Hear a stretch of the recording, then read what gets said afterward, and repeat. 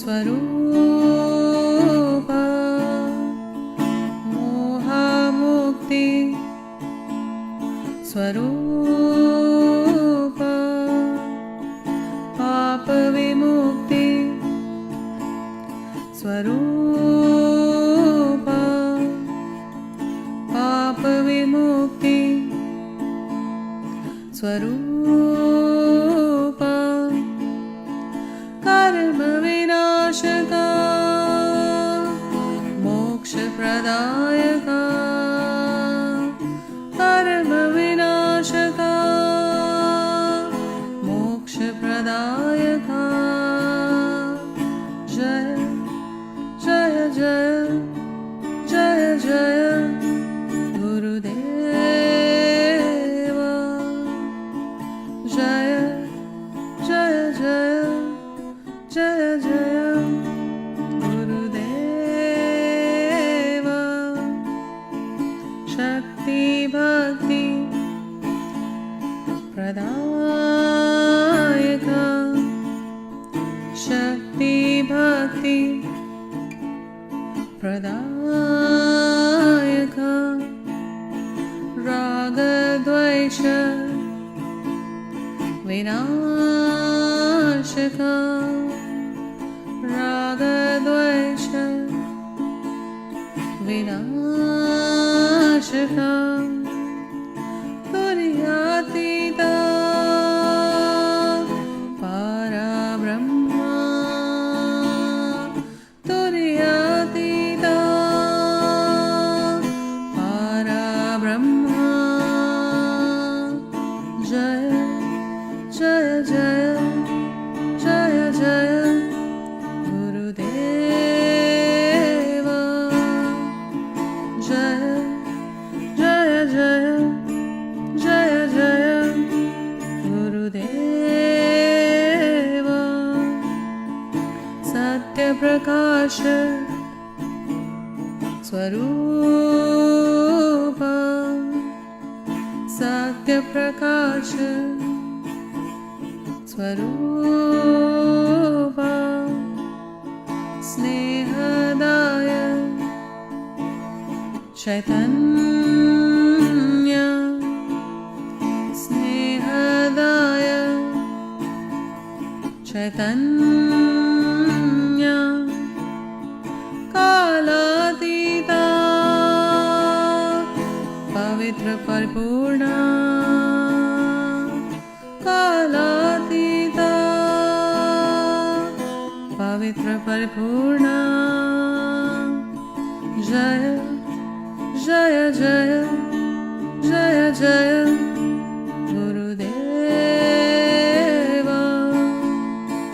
जय जय जय जय जय गुरुदेवा दत्ता जय जय जय जय जय गुरुदेवा साई जय जय जय जय जय गुरुदेवा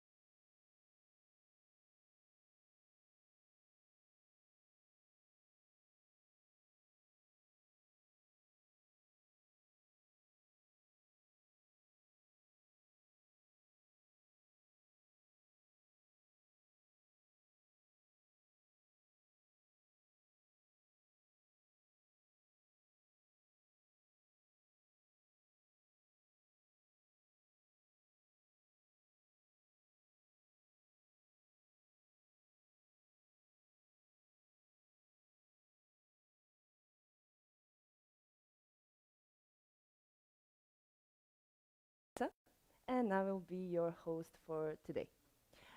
We are gathered here to celebrate the birthday of our dear Mohanji, a guide to many and a friend to all. As you know, Mohanji has dedicated his life to serving the world. Actually, this year, 2022, is the 10-year anniversary of himself dedicating completely and only to a selfless service. So a full decade of selfless service all across the globe, which includes founding various organizations who are feeding those in need, who are helping the helpless, who are inspiring thousands of people around the globe.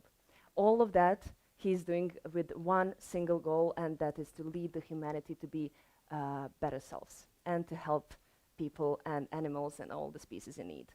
In fact, to mark Mohanji's birthday, our teams are celebrating today with engaging in donations of clothes, food, and other essentials to the needy around the world. Fruit trees are also being planted in various countries.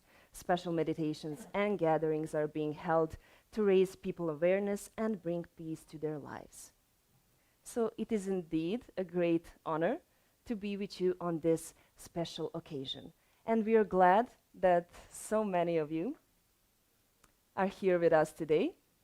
And also thank you to all of you who are watching us live stream on YouTube on our official channel, Mohanji Official, across 6 continents.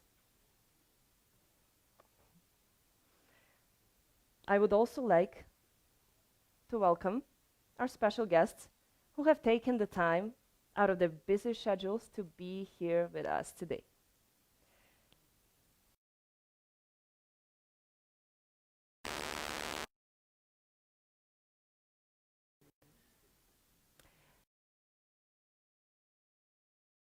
Chief Priest of Puri Jagannath Temple, Sri Sulahe Maharaj, Chief Priest of Shirdi Sai Baba Temple at Shirdi, Sri Subramanya Adiga, one of the main Archakas from the Mokambika Temple, Kolur, and Sri Girish Bhatt, Archaka from Ganagapura Dattatreya Temple.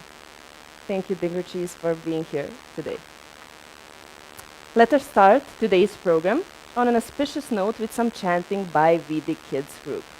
Vedic Kids is an initiative founded by Mohanji to spread the knowledge of Sanatana Dharma among children of the world. Our juniors today are Sri Hari, Neeraja, Hari Govind, and they will chant a small prayer.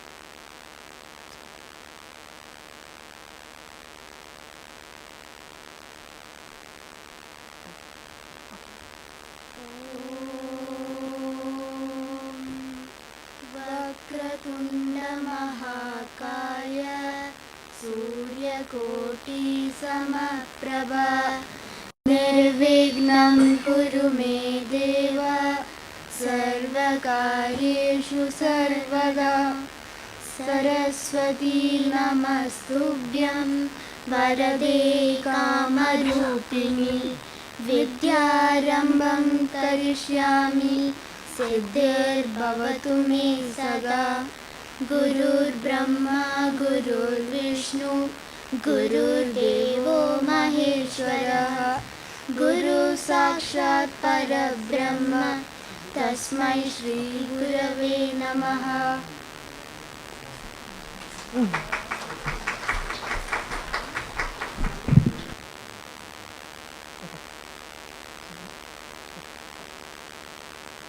Thank you. This was lovely. I would now like to invite Radha Subramanian, Artistic Director of Himalayan School of Traditional Dance, to the stage. She will be performing a small dance piece along with her adorable students. Through this performance, the dancers are evoking the blessings of Guru and the Divine and praying for universal friendship and peace. Welcome. Namaste everybody. Pranam Mohanji. We will be commencing our recital with Guru Brahma Shloka, invoking the blessings of Guru Mandala.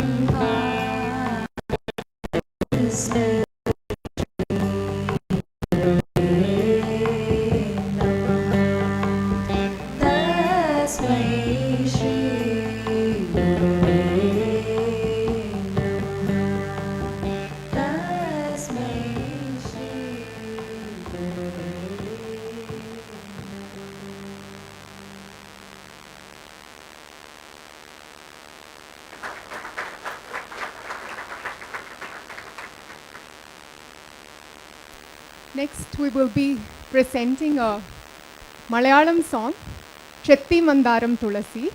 O Lord Guruvayurappa, will you not cast your glance on us so that we spread the divine light? What did we say, Lord? She's going to raise your hands.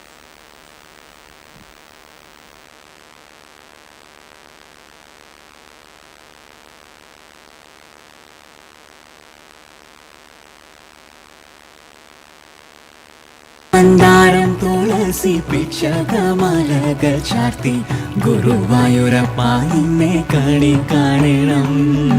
ചെത്തി മന്ദാരം തുളസി പിച്ചകമലകൾ ചാർത്തി ഗുരുവായൂരപ്പ നിന്നെ കണി കാണണം.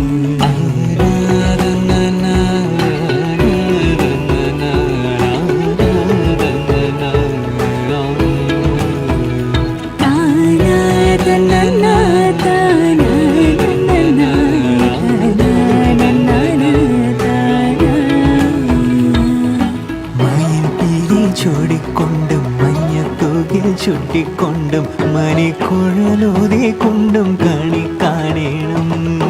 മയിൽ പീലി ചൂടിക്കൊണ്ടും മഞ്ഞത്തൂകിൽ ചുട്ടിക്കൊണ്ടും മണിക്കുഴലൂതിക്കൊണ്ടും കണി കാണണം. ചെത്തി മന്ദാരം തുളസി പിച്ചകമാലകൾ ചാർത്തി ഗുരുവായൂരപ്പ നിന്നെ കണി കാണണം. ചെത്തി മന്ദാരം തുളസി പിച്ചകമാലകൾ ചാർത്തി ഗുരുവായൂരപ്പ നിന്നെ കണി കാണണം. മാകച്ചാത്തു കഴിയുമ്പോൾ വാസനപ്പൂവണിയുമ്പോൾ ഗോപികമാർ കൊതിക്കുന്നോരുടൽ കാണണം. മാകച്ചാത്തു കഴിയുമ്പോൾ വാസനപ്പൂവണിയുമ്പോൾ ഗോപികമാർ കൊതിക്കുന്നോരുടൽ കാണണം. ചെത്തി മന്ദാരം തുളസി പിച്ചകമാലകൾ ചാർത്തി ഗുരുവായൂരപ്പ നിന്നെ കണി കാണണം. ചെത്തി മന്ദാരം തുളസി പിച്ചകമാലകൾ ചാർത്തി ഗുരുവായൂരപ്പ നിന്നെ കണി കാണണം. അഗതിയാമടിയന്റെ അശ്രുവിറു കോതിർന്നൂറു ആവിൽ പൊതി കൈക്കൊള്ളുവാൻ കണി കാണണം. അഗതിയാമടിയന്റെ അശ്രുവിറു കോതിർന്നൂറു ആവിൽ പൊതി കൈക്കൊള്ളുവാൻ കണി കാണണം. ചെത്തി മന്ദാരം തുളസി പിച്ചകമാലകൾ ചാർത്തി ഗുരുവായൂരപ്പ നിന്നെ കണി കാണണം. ചെത്തി മന്ദാരം തുളസി പിച്ചകമാലകൾ ചാർത്തി ഗുരുവായൂരപ്പ നിന്നെ കണി കാണണം. കണി കാണണം ഗുരുവായൂരപ്പ.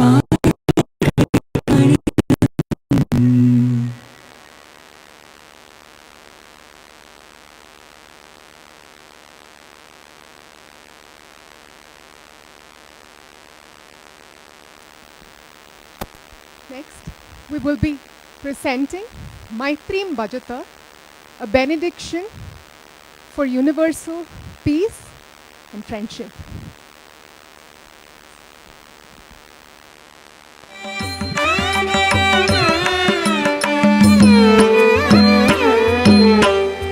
मैत्रीं भजत अखिलहृजैत्री मैत्रीं भजत अखिलहृजैत्री मैत्रीं भजत अखिलहृजैत्री आत्मवदेव परानपि पश्यत आत्मवदेव परानपि पश्यत युद्धं त्यजत स्पर्धां त्यजत युद्धं त्यजत स्पर्धां त्यजत त्यजत परेषु अक्रममाक्रमणम् त्यजत परेष्वक्रममाक्रमणम् मैत्रीं भजत अखिलहृजैत्री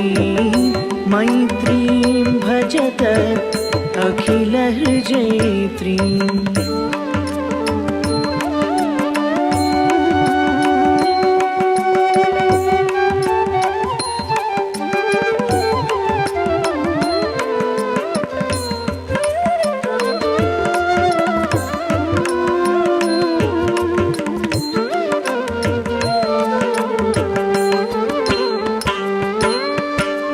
जननी पृथिवी कामदुघास्ते जननी पृथिवी कामदुघास्ते जनको देवः सकल दयालुः जनको देवः सकल दयालुः दाम्यत दत्त दयध्वं जनता दाम्यत दत्त दयध्वं जनता श्रेयो भूयात् सकलजनानां श्रेयो भूयात् सकलजनानां श्रेयो भूयात् सकलजनानां श्रेयो भूयात् सकलजनानां श्रेयो भूयात् सकलजनानाम्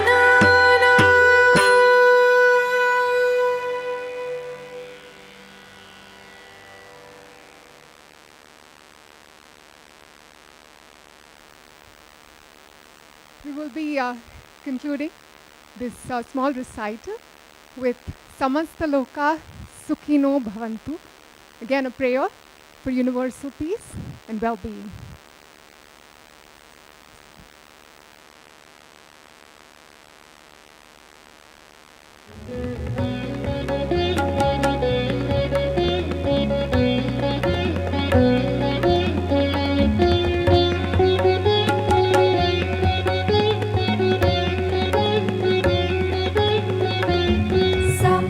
समस्तलोका सुखिनो भवन्तु समस्तलोका सुखिनो भवन्तु समस्तलोका सुखिनो भवन्तु समस्तलोका सुखिनो भवन्तु.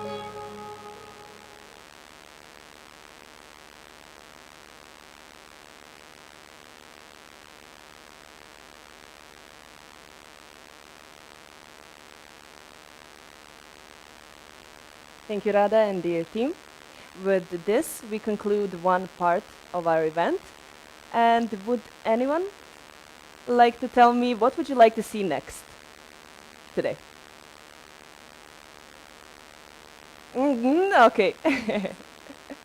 And how are you feeling today? Jeta? Yeah?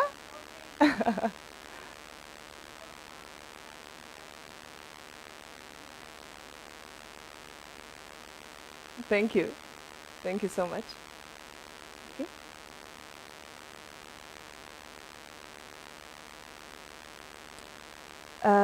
with this traditional start of our event, we now move to the segment that we all have been waiting for. Mohanji, of course, needs no introduction. We'll all know him and love him. And this short video will give us a glimpse of who he is and what he does in the world. So let's watch.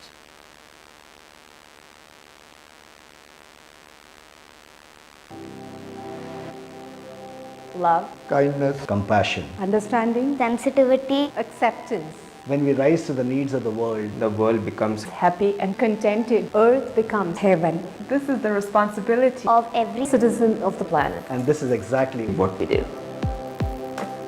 My name is Mohanji, and my relevance on earth is that I'm alive. Who lost everything in life, but he found himself. When he found himself, he started helping everyone around him to do the same. Lazy in this afternoon, laying myself on a green turf. I gently My effort in this world is to create more and more kind men who live consciously, selflessly, so that the earth can be a better place. on it, reimagine, reimagine. Mohanji is doing selfless work 24/7. I saw him helping people through messages, through conversation, helping animals, opening school for children, opening houses for abandoned people. So it's all the time for the world. Whatever he gave me, I'm not ever gonna be able to give him back. If you ask him what can I give you, he said give to the world.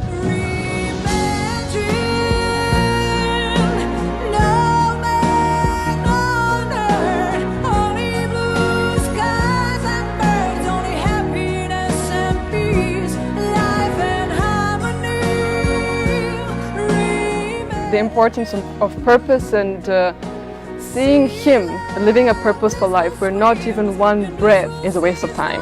That's, I could say, the most important aspect of my life that changed after I met him.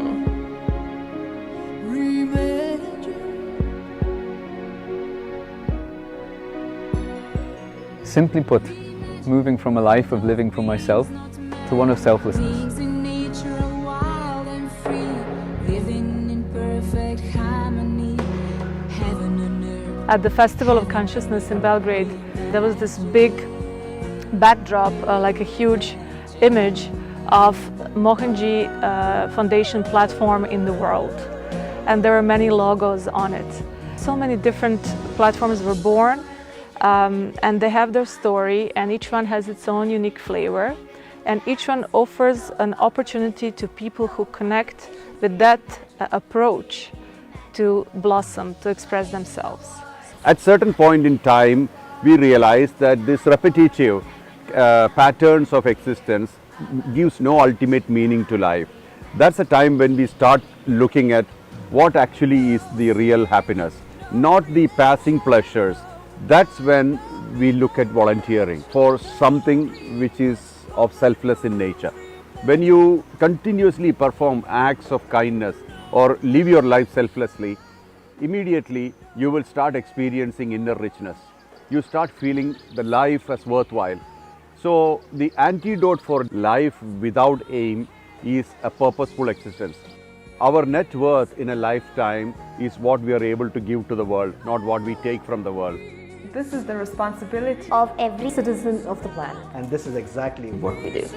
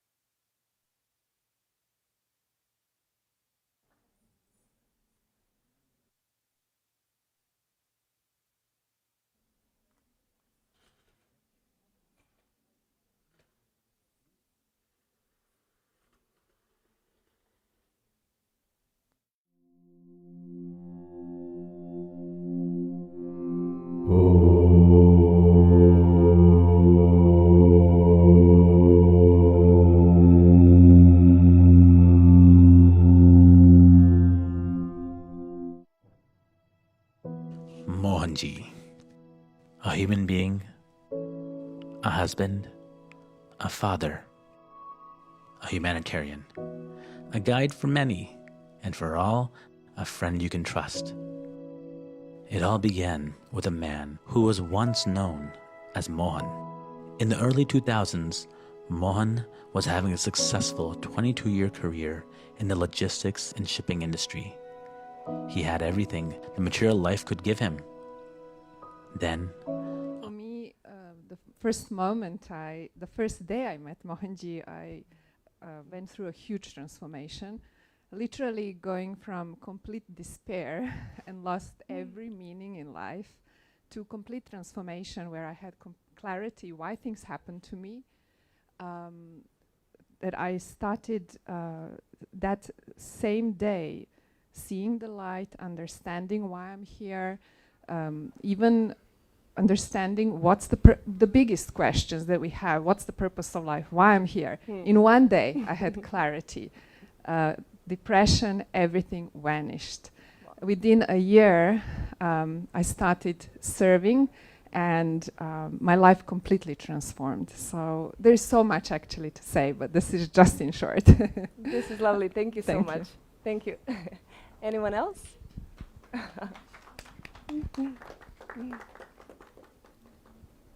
Oh, hello. Oh, okay. Paula. Paula is here for the first time in India. Would you like to share anything? Yeah.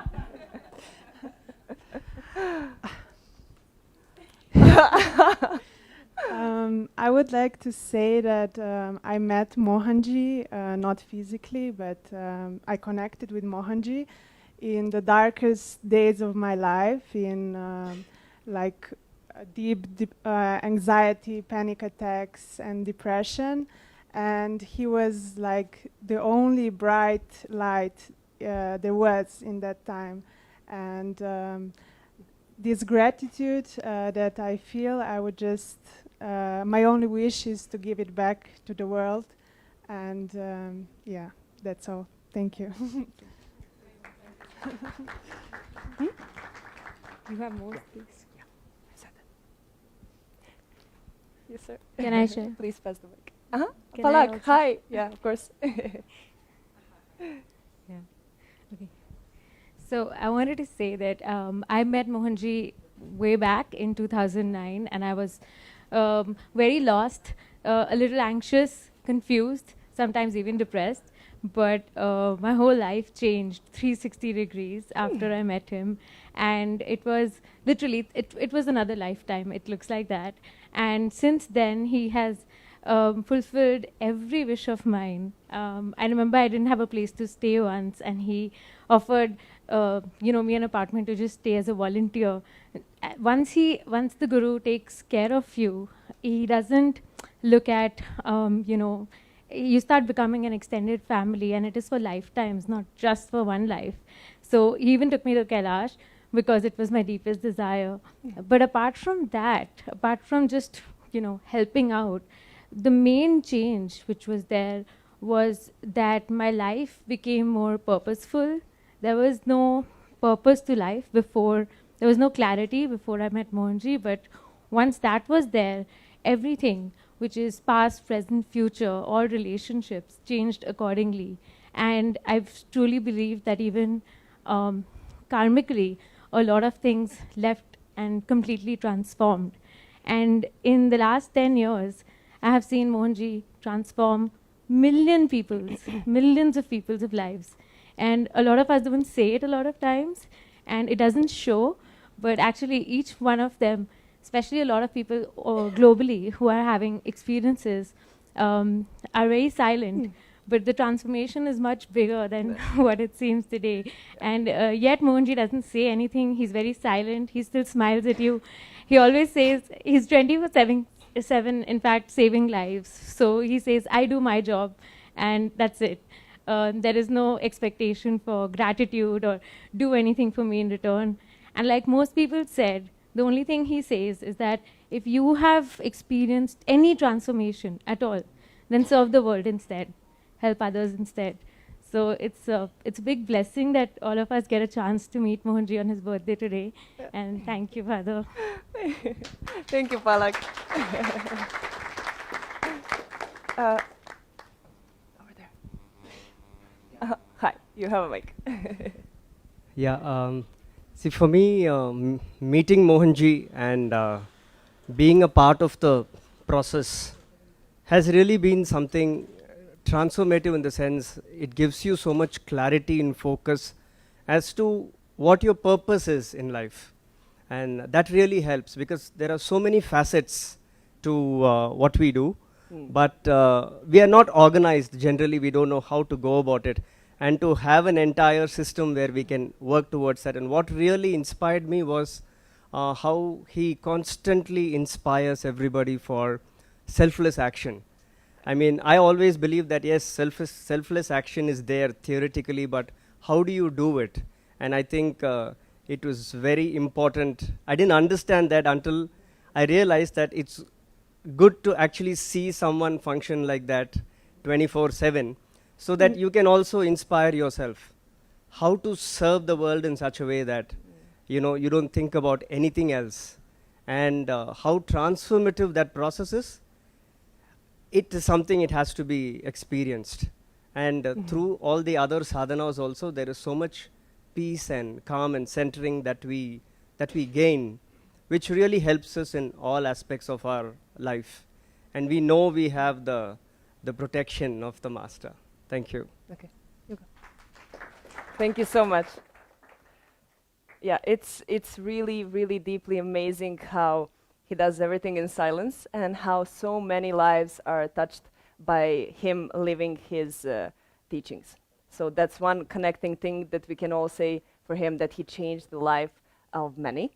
And of course, he needs no introduction after this, after sharing all these experiences. So I would like to ask you, Mohanji, to come on a stage for a short talk and discussion.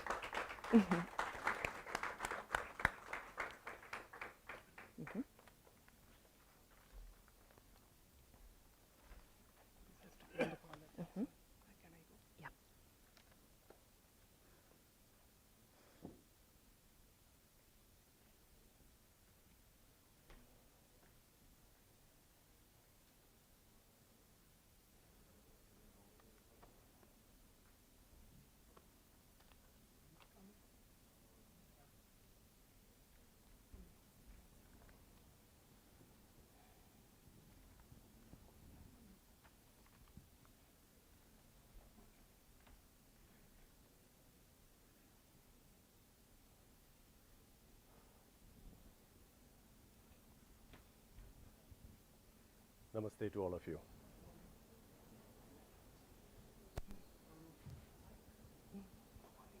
Morning. 1, 2. Good.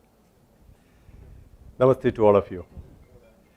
Thank you for coming here, and thank you for taking your time off from all your busy schedules to be with me on my birthday. I really feel overwhelmed, because I'm not a person who like to celebrate birthdays, and often it's embarrassing for me to celebrate my own birthday. I sometimes feel why we have to celebrate anything at all. So I repeatedly tell people, please go ahead and serve the society, to give something to the people, to the birds, the animals. The entire world is yours, and all the things in the world are your extension. So when we decided to come together like this, I don't think this has happened for the last few years, if I remember right, at least not last 2-3 years. And then so many people who have better things to do decided to come. That also overwhelms me. I do not underestimate anybody's time. I'll tell you why later. But Pattajoshi ji, the chief priest of Puri Jagannath temple, decided to come. Despite busy schedule, yesterday, day before, he was with Rashtrapati ji. And then still, early morning, he came here. Sulakhe Maharaj, from Shirdi. He decided to come here. Subramanyam Adiga, even though he's like a brother to me, he's very busy in the temple. And he decided to come. Maharaj from Gangapur. Gangapur is also very, very busy. Especially now the temple is open, a lot of people are coming. So he decided to honor. Then, of course, I do not want to name everybody, but I know Mr. Vaikunt is very busy, and it's really an honor that he could make it. Thank you. And Senapati ji, only on such occasions we meet. So I think it's worthwhile to have such celebrations. Jokes apart, I'm really grateful. Mr. K.D. Rao is very busy. He's come from Goa, Mr. and Mrs. Rao. A lot of people, if I just name, then it will take a lot of time. So I would rather say why it is important that we do something for the world every point in time. See, I always believe we had no control over our birth. That means at a certain point in time we are born, and no control over our death. At a certain point in time we die. So birth and death are pretty much defined. In between we live our life. We have a stream of experiences over time, and we consider that as the main reason for this existence, and we keep living. We cannot extend our death, nor could we prevent our birth. So while living, how best you use your time, how best you can do something for the world, this really matters. So that's why I never underestimate anybody's time. Every breath has value, every breath counts. So it's very, very important that we do not waste our breaths. Now, I do not want to elaborate too many things for this program because this is supposed to be birthday celebration. So I just touch upon a few things only, since this is transmitted across the world. This time, we are just slowly trying to come out of the COVID situation. COVID is synonymous for fears, suppression, lack of movement. So many things were denied. So we were not really happy. We were not feeling natural. So from that state, now we are trying to come out. What did we pick up from this COVID? What did we learn? Or did we learn anything at all? It's important to know, because if we did not learn, such things can come back. If we learned and if we made use of this situation as a means for transformation, transforming our basic instincts to that of refinement, human refinement, it's worth it. Then it's worth it, because the whole idea of any situation like this is to bring forth the humanity in us, to be humans, to be real humans, the refined ones, not the animalistic, the control oriented, not the kind of possession, position, relation oriented, to the level where we are completely connected to the consciousness. We are the only species in this whole earth who can actually connect to supreme consciousness and be that, experience that. This is why our time on earth is very important. We are the species who can actually experience God realization. This is possible for us. I believe that nothing belongs to me, because I'm just like a tourist on earth. We all are. If we just dilute the identity that we are really struggling or we are fighting to maintain and think deeper, we will realize that we are just tourists here. We could not hold on to any time. For life, time is the currency. Time is very important.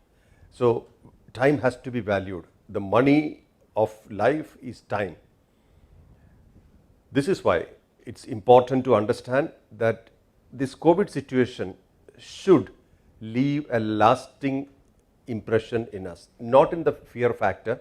Fear has no value here, but in the transformational factor, where we understand that everything is important, time can't be wasted, all people are our own extensions, all the beings are our extensions, they all have something to do with us, otherwise they won't come in front of us or come in contact with us.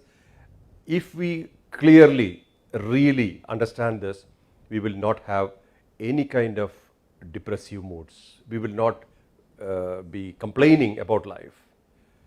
We have a lot to do here. We have quite a lot to do here. And each moment is extremely important. And please remember that there is no way you can postpone and think that I can do something later. Tomorrow is another day. Tomorrow is another day. We have no guarantees here.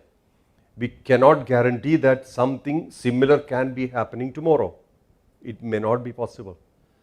I have experienced this many times, and always it leaves regrets.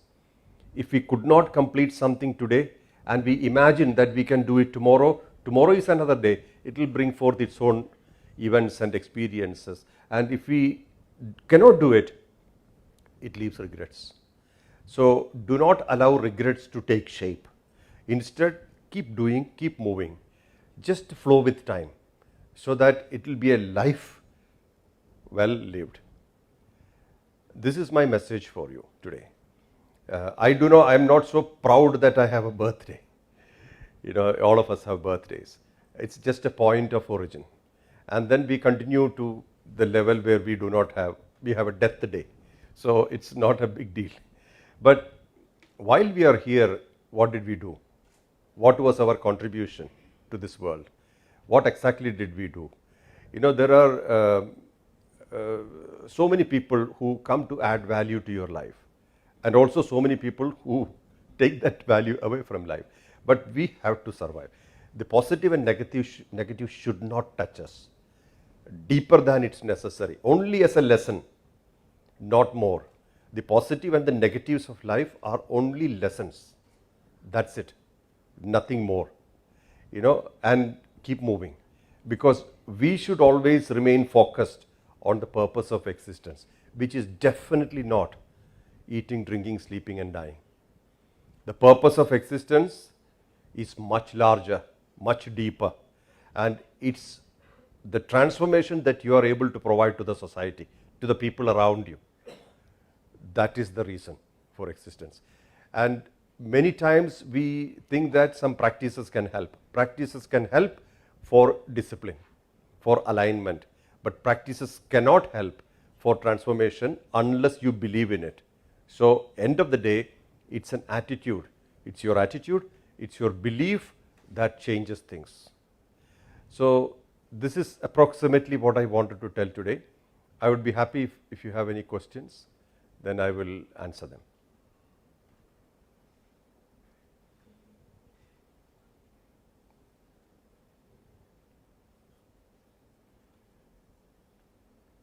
Anybody wanted to say something?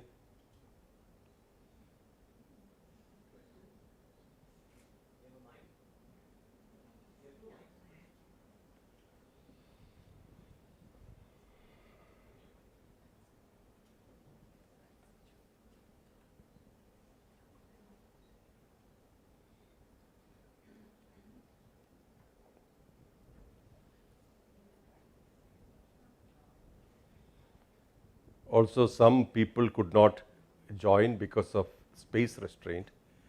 Our sincere apologies for that, because we had a number restriction.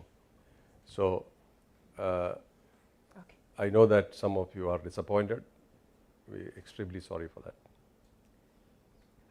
I sincerely appreciate that you wanted to come to attend my birthday.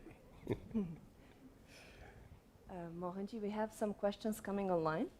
So one of them is, after 10 years of service in the world, what would be the highlight of it? Freedom. I left my job in 2012. This is the 10th year, and 2022. So by June it'll be 10 year completed. I was happy with my work. There's no complaints. But when the purpose changed, it also helped, because a new alignment came, a new purpose, a reason this came. So this was important to have that transformation. And it's not, one thing I always feel is that it's nothing to do with age. I always believe you should never retire, because retirement is something which is like an escapism. Okay, now I have enough money in my bank account, I have my house and whatever, and I'm retiring. Then what do you do? I would rather you should put your experience and expertise and transform people, or give something positive to the people. So 10 years of away from job work, I think it was quite a eventful time. I was traveling a lot, visiting places, and in the last 10 years what we have done, quite a lot in fact, but that's I would not take the claim for the entire thing. It's because of so many people who believe in me, who are associated with me. We have registered offices for ACT Foundation, which is started in 2003 and in 21 countries. Then we have 20 states out of 28 in India, we have activities. You know, the size of activity is sometimes difficult to see. So many things.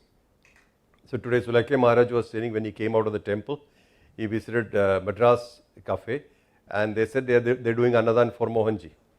Likewise, Maharaj from Gangapur said that there's Annadan going on in Gangapur. So many things are happening. Sometimes it's not it's so visible, but there are so many things happening in the world. Then we have Mohanji Foundation in 16 countries. Then so many platforms. Different people have connected. We're growing, and we're growing. So it's to do with the cooperation and collaboration of so many people. I can only say that I've been an instrument. So not that I created something. Something happened through me. But it's one person alone cannot do anything. There's a lot of people who understand and appreciate what we do. They come together, and it's a team of like-minded people. It's growing tremendously. So last 10 years, whatever we have done, or done and still doing, that's a sign of some kind of trust. We work together, and all these things happened. So I will never take claims for any of these things, because this is something which probably I got inspired, and then people got inspired, but it's evolving, it's growing.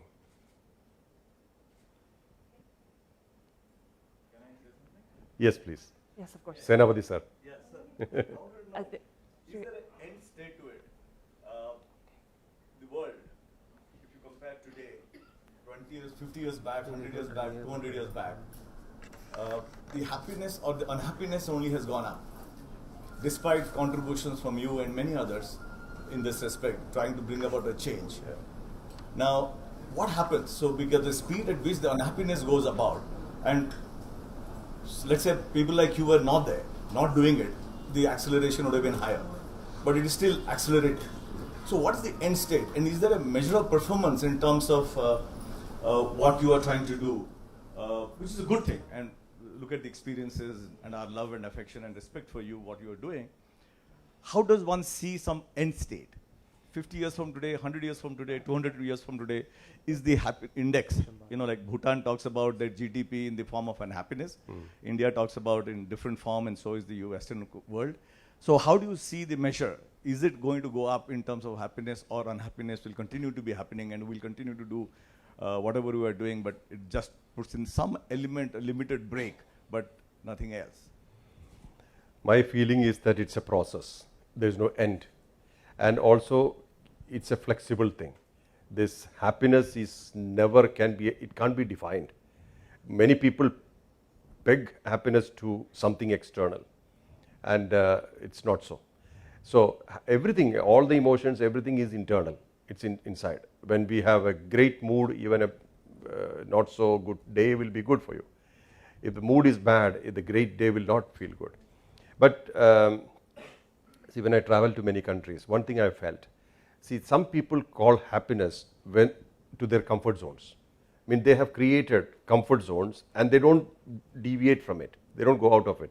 There is water, electricity, food to eat. You can avoid people, and then you are happy. See, this is all conditioned happiness. I call happiness, in every situation you are stable, that nothing affects you. So that part, huh? That state, yeah, that state is not easy to come with the current system or the system which we have reached into. Individually it is possible. Collectively it is not so easy. Like we had a system earlier where before we close the door of our, like earlier it was joint family. Before we close the door, we ask anybody hungry outside. Then we feed them, then only we close the door in the night. So that kind of a giving and sharing was there. Today we have barbed wires and stuff where we are afraid of people entering into our space. So there is a degeneracy there is an evolutionary degeneracy where people have become more greed-based, the competition-oriented, etc. See, what the modern education has given today, or the recent education, is competition. When you are competing, you are never happy. When you are egoistic, you will never be happy. When you are in acceptance, you can be happy. Means you accept another person as they are, and then there is no conflict anywhere. That doesn't happen. We look at people, oh, that guy, oh, I don't like him, you know, or this person, that's not my type, you know, this kind of thing. So competition, comparison, this is connected to education today. And also we are on a level of putting ointment after the wound has happened. There's no prevention factor. I feel that right from school days, if children are guided in their own way. See, we are trying to make children like bricks on the wall, like same, and the success in this competition is money, not happiness. So like I was talking to a few students in New York. They all taken subjects which there's a cocktail of subjects and they wanted to take these subjects. So I asked, why did you take those subjects? Everybody said it fetches good money. So I asked the question, what about happiness? Oh, when I have money, I'll be happy. I said, no guarantee. You know, so the whole concept, the thought process is that money brings happiness. Means I can do anything I like with my money and it brings happiness. Absolutely not. So this is where our whole understanding the world is going to. This is Kali's time. Ignorance has to be there. Ignorance is part of it. See, when you look at from Satyuga to Sri Rama's time to Krishna's time to Kali's time, these yugas are marks of degeneracy, milestones of degeneracy. We from Satyuga with the absolute consciousness to Kali Yuga of absolute unconsciousness. So now in this unconscious level, you are trying to understand truth through two aspects. One is the Shruta Buddhi, that means the intellect which understands what you've been taught. Then the Yukta Buddhi, the logical mind. These are the two factors people use to understand the whole existence or to make some happiness from somewhere. There is another thing called Ridambara Buddhi, cosmic consciousness. This is connected to awareness. So awareness is defeated, the consciousness is connected to your activity and you have boundaries. What is the boundary? The immediate pleasure, not happiness. It's pleasure based. So I give this, I should get a pleasure. You know, people even in spirituality, people go for sensations. You know, I had a great sensation when I did pranayama. Of course you will have, because it's hyperventilation.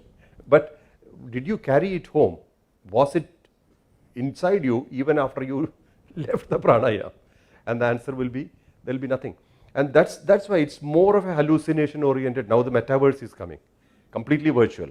So you are again detaching yourself from the truth, from the ground reality to an artificial reality, which people like it.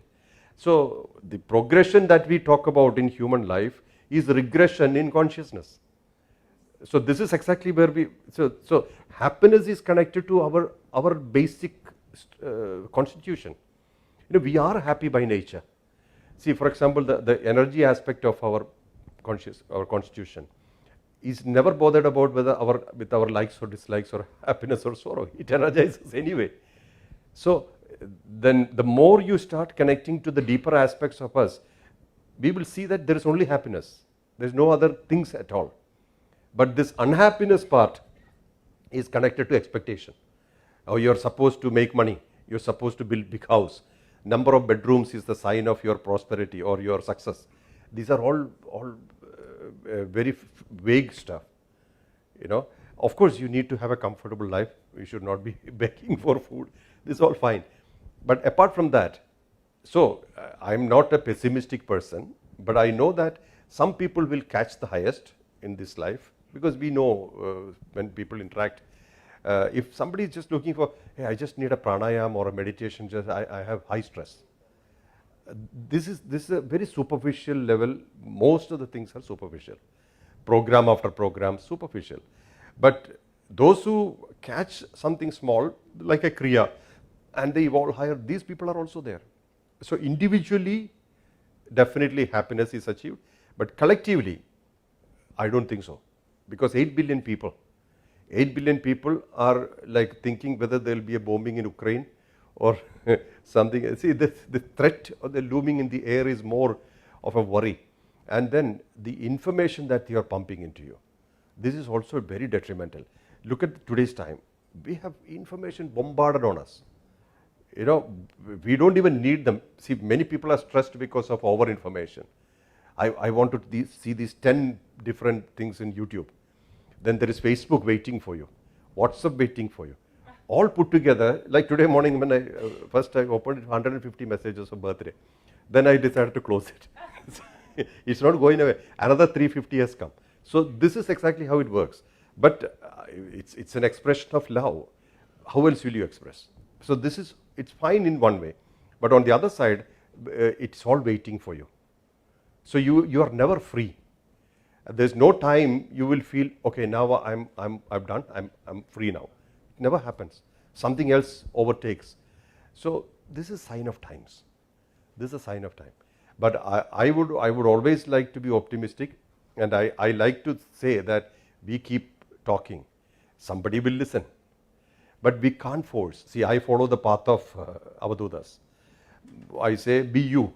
That's the best thing you can do. Be 100% you. Don't try to be me, because that's imitation. I can't be you, I can't become you, nor can you become me, and it's not necessary. All you have to do is to be you. So in this whole thing, if you're totally and authentically you, this is the best you can do in this life. The best thing. Nothing else you can do. Because mostly the world is operating on comparison, competition, imitation. And they think that, okay, I should get what he has. It's not possible. The authentic always gets what they need. All the authentic has been successful. Many of the authentic has been legends. So your authenticity definitely matters. Like Charlie Chaplin's answer, you know, Charlie Chaplin said, what brought you success? He said authenticity. Same, that he never tried to imitate somebody. He said, this is what I thought is the right thing to do, and he did, and he became successful. So many things. And also integrity. Integrity has a big value here. Most people compromise integrity for the sake of success. Then they fall, and then the result is disaster. Especially we try to prove to the society that we are somebody great. It doesn't work. You don't have to prove. If you are genuine, it will be visible. If you are not genuine, even if you try to prove, it's temporary. So many factors. I'm saying if you take a cross section of society, you see all these things. So happiness is there just around the corner. But happiness is not something which you can actually pluck out from this whole jungle of sounds. But it's possible. Collectively, it's difficult. Individually possible. In other words, I can say Satyuga, Treta Yuga, Dwapara Yuga, Kali Yuga. All are existing now. People of certain evolution are operating in Satyuga. Certain in Dwapara. All are existing right now. Not a bad time. It's a good time. It's a challenging time. You know, how to, and also another thing is, you cannot evolve with suppressing things. See, for example, you wanted to have a sweet or a pizza, and you say, okay, now I can't have a pizza, I suppress that desire. And then tomorrow you will only remember pizza. So suppression is definitely not a good idea. You got to have an awareness, a controlled level of interaction, and then overcoming it. And to a level where nothing matters anymore. Nothing touches you. And then you are free. That liberation is the main thing. It's not about escaping from something. I had this thing when I used to go to Himalayas early in 2000s. I had this feeling that if I should go to Himalayas whenever I get leave. But later on I realized that I'm not taking Himalaya back home. When I come back home, when I was in Dubai and Oman and Kuwait, etc., I'm not carrying anything back. Himalaya is still there, it's peaceful, but I come back as myself. So wherever we are traveling, we are carrying the same garbage. You see, so you got to be in one place and make Himalayas within you. So this is the whole thing here. We can't go anywhere. We don't even need a guru for that. A guru's thing is that guru is an aspiration of a state. Means guru has reached a state of silence. If you connect to a state of silence for a period of time, you also tend to get it. Where you park your mind, that you become. So in that context, it's important. Otherwise, it's not that important. What is important is that your determination to find yourself. What is running your show? That's it. So going to places, moving, that's not important. You can go to be in a particular energy field for some time for cleansing, that's all fine. But apart from that, being where you are and being fully where you are as a complete being, that gives more evolution, more transformation than any travels or anything.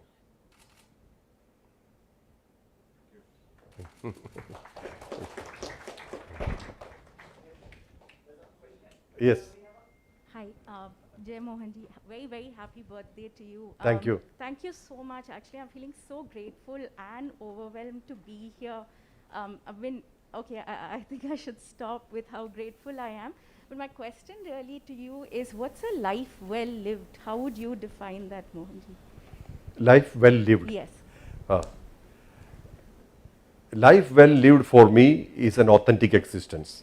Means no imitation, no competition, no comparison. You know, well-lived life means a contented life. Contentment has to be associated to what you are, where you are, how you are. Not that I will be happy with something else, because that's the illusion we always carry.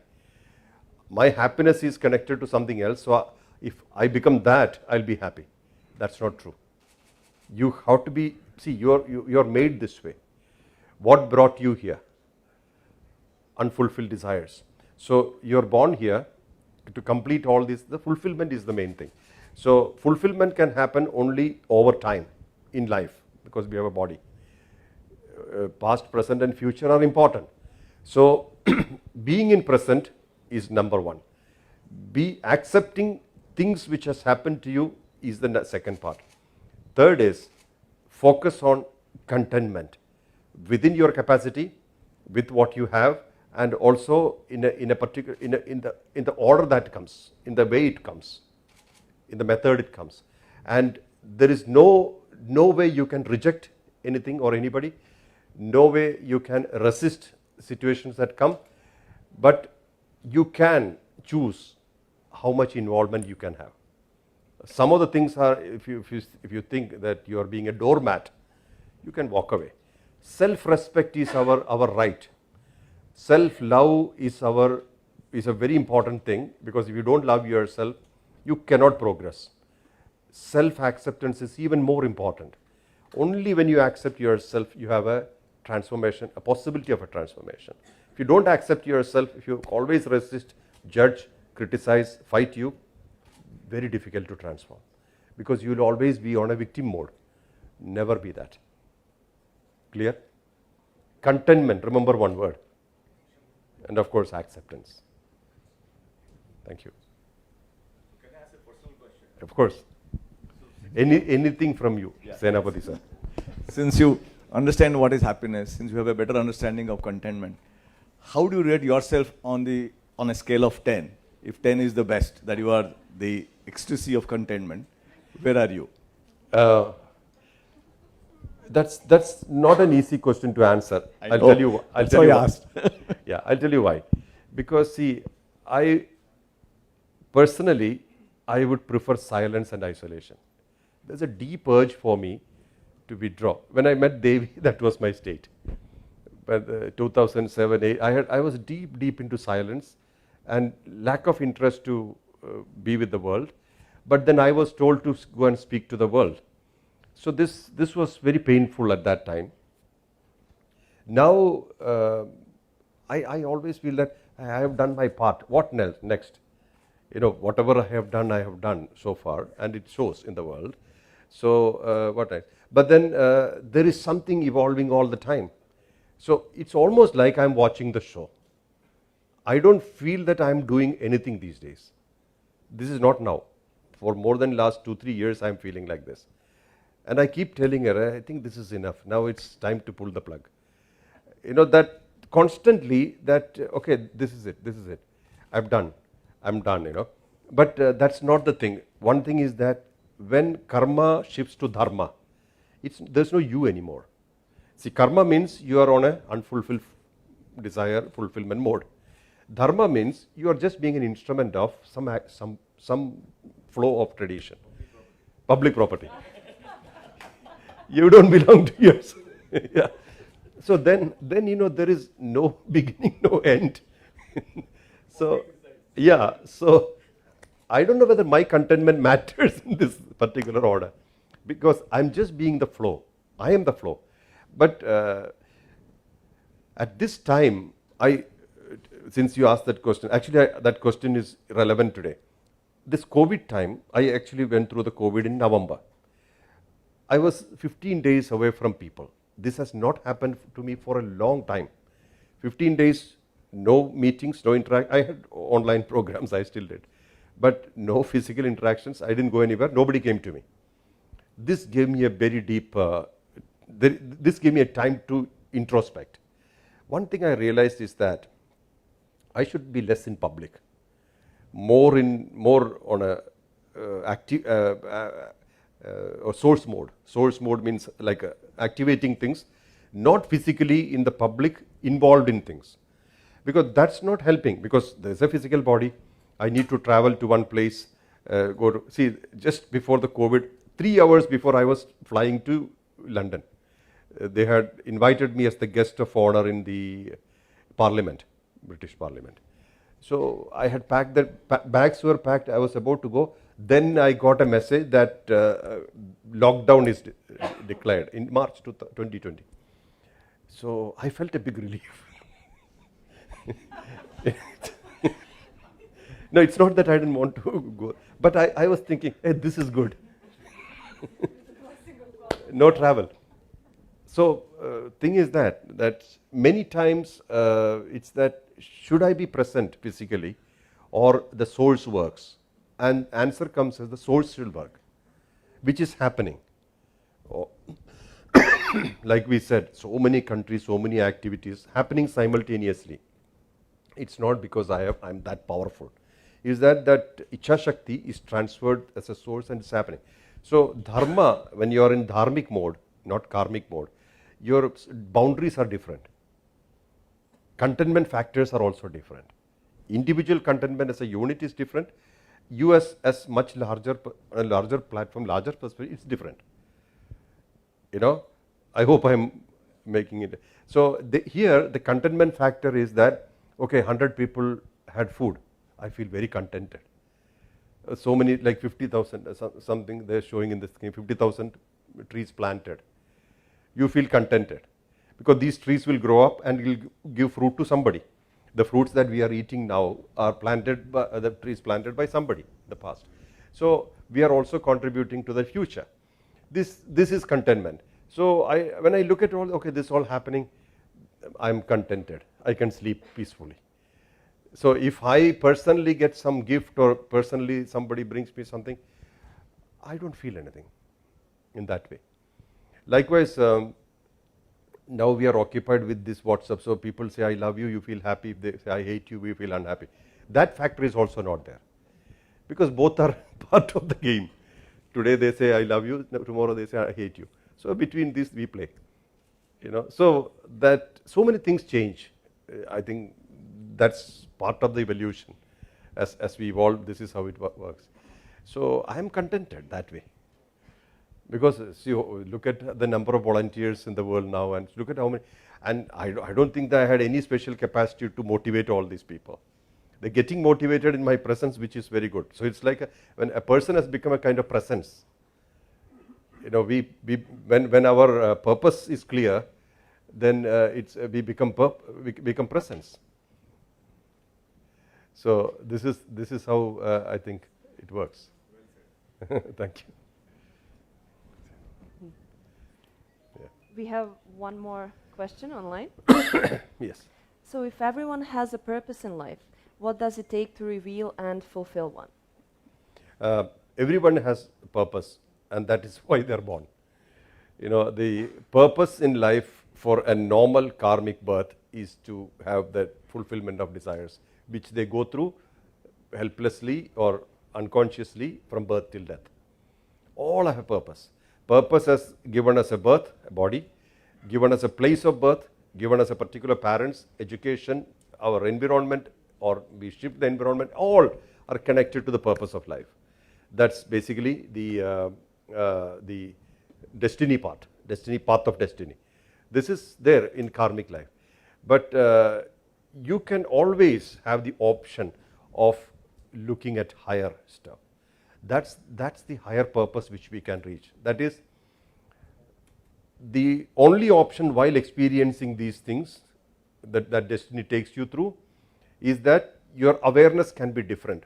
It's simply put, a person looking through the window of first floor and the same person climbs up to 20th floor and looks down, the view is totally different. Outside the same, but the view is different.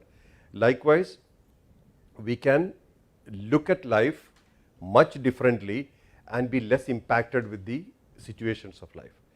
This is possible in a lifetime. So if you are oriented on a particular purpose which is of higher nature, and then you are connecting to that in that angle, your evolution will be much higher in awareness. That's possible in a lifetime. I think this will be the best thing you can do in a lifetime. This means a lot of introspection and lot of acceptance. When you start accepting realities, not resisting, okay, this is what's happening now, I watch it, this is coming and this is going. So like a movie, you are watching the show in your own life, and minimal involvement, minimal impact. In that level, if you proceed, it's not escapism, it's not indifference, but it's just being on a witness level, watching the show, and then you focus on something higher. In human existence, the higher always means compassion, kindness, selflessness, unconditional love, ahimsa. These are all higher aspects of human existence. So if you start operating from that deliberately, your whole perspective starts changing. Life starts evolving. Me and mine starts reducing. And then what you see or what you witness in your own life is tremendous transformation. You may have possessions, relations. All our life we have been entertaining these three things. There will be a slight shift from there. We'll start looking at life in a much deeper, much more harmonious way, and that's one of the best things you can do in a lifetime. Amongst all the chaos, it helps get out of addiction, so many things. I hope this is clear. Thank you, Mohanji. Next question is, how does one explain the friction in a relationship? Is that connected to the level of frequencies? Yes, it's connected to level of frequencies, but it's more connected to the ego factor. When you have disagreements, it simply means that you are not able to understand the other or not able to discuss sometimes. Most of the times there is no communication, which causes misinterpretation or guessing. You guess more. Guess, or what do you call it?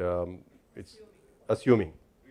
Yeah, you're judging. So these kind of things do not help relationships. The moment you start judging, you start separating. The moment you start accepting, then you start solving things. So people who are matured usually discusses things. People who are a bit immature and egoistic, etc., they start arguing. And when arguments happen, there is a chance of parting as well.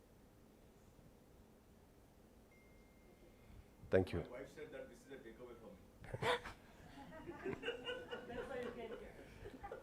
for me.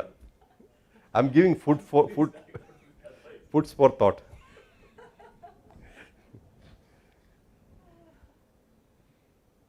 Thank you, Mohanji. Thank you. Next question is, being yourself can be very confronting, unpleasant, or unwanted for others. How should we go about that? Should it limit us in any way? No, self-respect.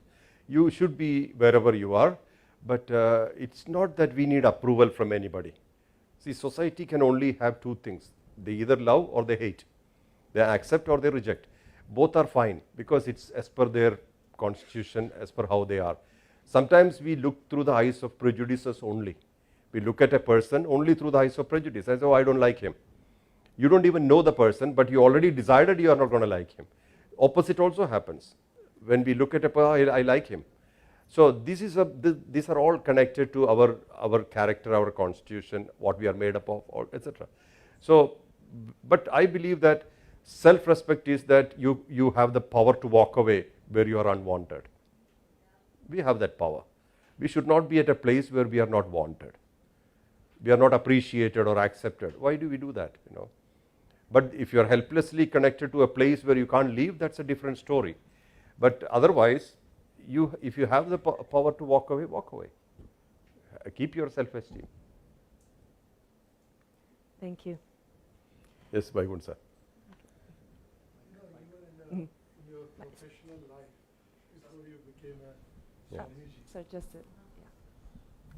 You were in your professional life before you became a Swamiji.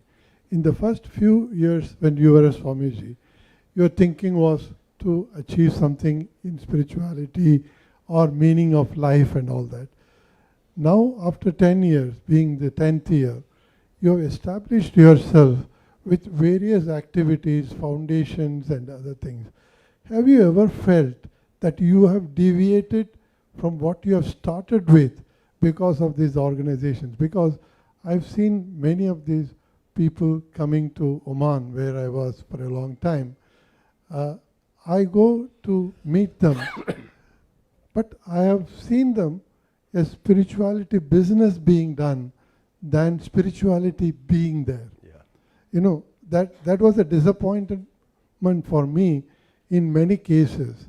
So how do you tackle that? Yeah. That's a very brilliant point. In fact, I think many people do not address that thing. First part I will answer you. What I started, my original thinking was, I will be working. Means I did not want to fully plunge into spirituality. So what I was thinking is that there were, the expertise and the experience helps in consulting also. So I thought I will work, and the rest of the time, when I have free time, I will teach or I will give lectures. But it was not possible. The number of people started increasing. And at one point in time, I could not work anymore. So then deviated. But then one of the things which I decided then, and even now I follow, is that I decided I will never sell God. Not like a problem-solving spirituality. There are so many things are like an astrologer's job. What will happen in the future? What's my destiny? And then, okay, I have a solution for you. These kind of things are, these attract people because everybody has a problem. And it's manipulative stuff. So I decided I'll have nothing to do with it, which I still stick to. Then the size of my activity, I had no clue. I had no idea. I did not imagine that I'll be in many countries and all this will happen. The introversion was there at that time also, because when I was practicing, it took a lot of time for me to withdraw myself from the world of noises to the state of silence. It took 6 or 7 years because it's not easy. While working, I'm practicing, so this was a bit difficult. But eventually, when that state happened, I didn't want to leave it. Whatever happens outside, I said, this is what I found is good enough. I didn't want to leave. Then situations led me, like people started coming to me and said, oh, we would like to be with you. And I used to interact with them, but there was no preaching, no teaching, nothing, just interaction. And after a while, when this started growing, that's a time when I'm kind of forced to talk to the world. Then the meditations came, Kriya came, all those things happened. That time I was thinking that probably we will have a space and we will sit there and some people will come, and that was it, kind of an ashram. But that's not the size now. Activities increased. And each platform which you saw in the screen, they all evolved automatically. Not that I made any plan. Even now I don't have a plan. But like the women festival of womanhood, which is coming, happened quite recently. So that's happening in Croatia now, in an island of women for women, that thing. Likewise, World Consciousness Alliance happened over a television program. I was talking in the South African television about crime, etc. happening there. And then the bishop was there, and I was talking, I told the bishop, see, what are we doing talking in the television about bloodshed, etc., which is already happening in the street. So that's when the World Consciousness Alliance came, the artists and the entertainers, for the sake of evolving. So one led to the other, or something created something else. So these kind of things. And what I decided is that I'm not dependent on any of this. It's all kind of auto-run. A group of people, everything is transparent. This was told to me long time ago when I started Ammukare in 2003. 2 or 3 years later, when I was talking to the Commissioner of Income Tax. So he told that you're now going to handle public money. So there could be questions, problems. So 4 things you should keep. One is that whatever money you get, there should be a receipt. That money should be put in the bank. So there is a statement corresponding to this receipt. Whatever you spend should have an invoice, and the money is spent, and then it's a picture corresponding to it. These 4 things you should keep, and that's exactly how the entire 21 countries we are doing now, even now. Everything is transparent. So what I decided is that I do not still want to live on asking money from people, or whatever comes, it comes. And all my travels are based on invitations. People call me, so they invite me. I never ask people to invite me. So certain standards and certain principles I keep. Apart from that, growth I am not controlling, or expansion I am not controlling. I am not even planning in that way. One leads to the other, and it's happening. So what I understood is that when the world needs something, the world creates it or makes it happen, and somebody becomes an instrument. Apart from that, that's what I was told about my birthday. I don't feel a great excitement to celebrate my birthday, because I feel that I am an instrument which the world is using for something. Even the end thing, I do not know. What will happen, I don't know, and I don't really care about that. So this is the flow which is happening. So whether I have deviated from my original, definitely not. I have not, because what I am telling people at that time is to be you. Don't try to be me. So the path is that of Avaduda, pure consciousness, and Raja Yoga path. And even now, that's exactly what I'm teaching. But there are many platforms. This is to connect to various frequencies. See, like some of the scientists we conglomerated recently. Scientists who wants to do something for the world, not the people who associate for making money. So these people are trying to conglomerate to make that kind of a group.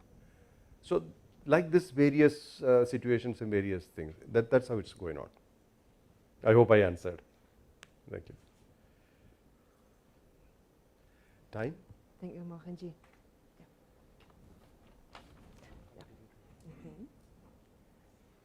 Now I would like to pay special thanks to a couple of dignitaries being with us here today. So we have with us Ms. Lakshmi Gopalaswamy, acclaimed actress and dancer. Also with us we have Mr.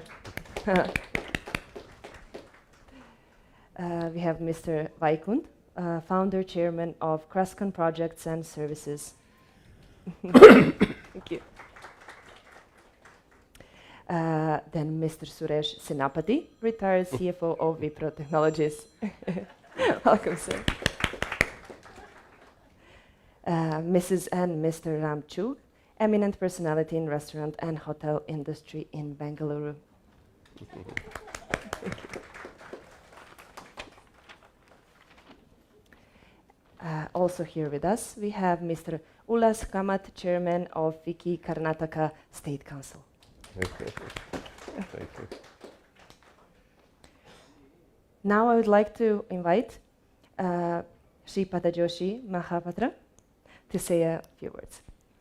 It's actually, it's... and I would kindly ask Rajesh if he can come to translate.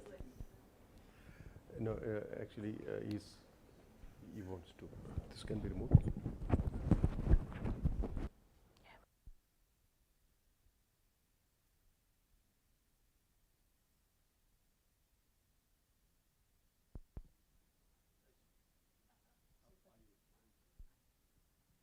I need to.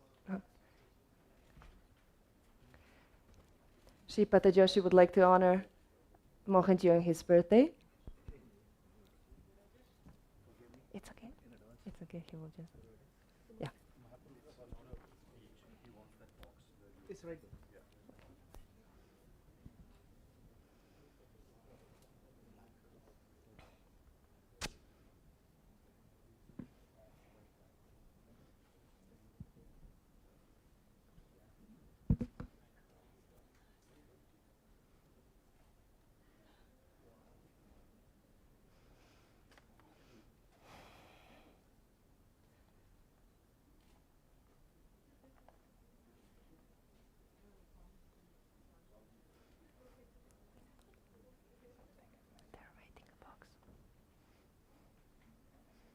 I have no idea.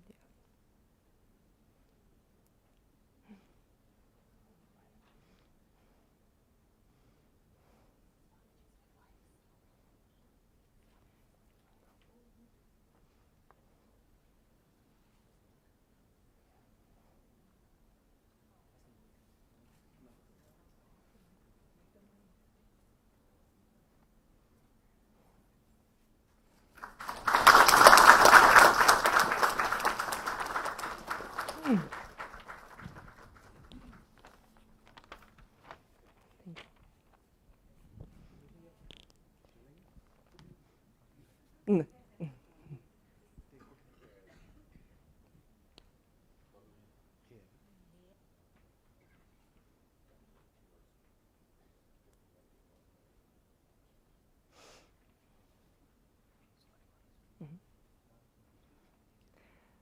Now I would like to invite Sri Sulakhe Maharaj, Chief Priest of Shirdi Sai Baba Temple at Shirdi.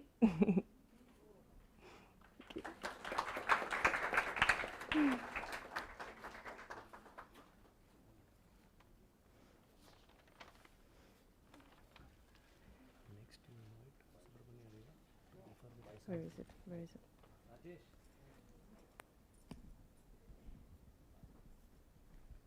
it? Find it. Sai Ram To do what? आज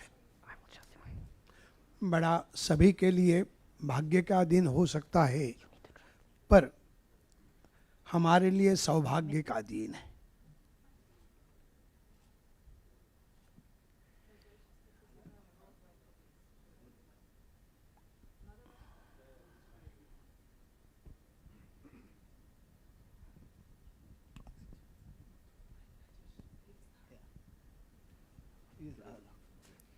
साई राम, आज सभी के लिए भाग्य का दिन है, पर हमारे लिए आज का दिन सौभाग्य का दिन है। Today is a day of great luck for everyone, but for us it's a day of great fortune.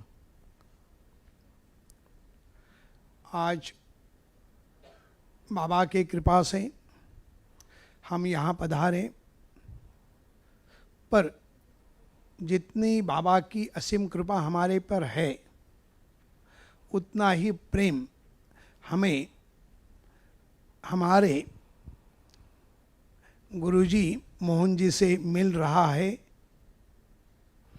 With the endless grace of Baba, he's been lucky to come here.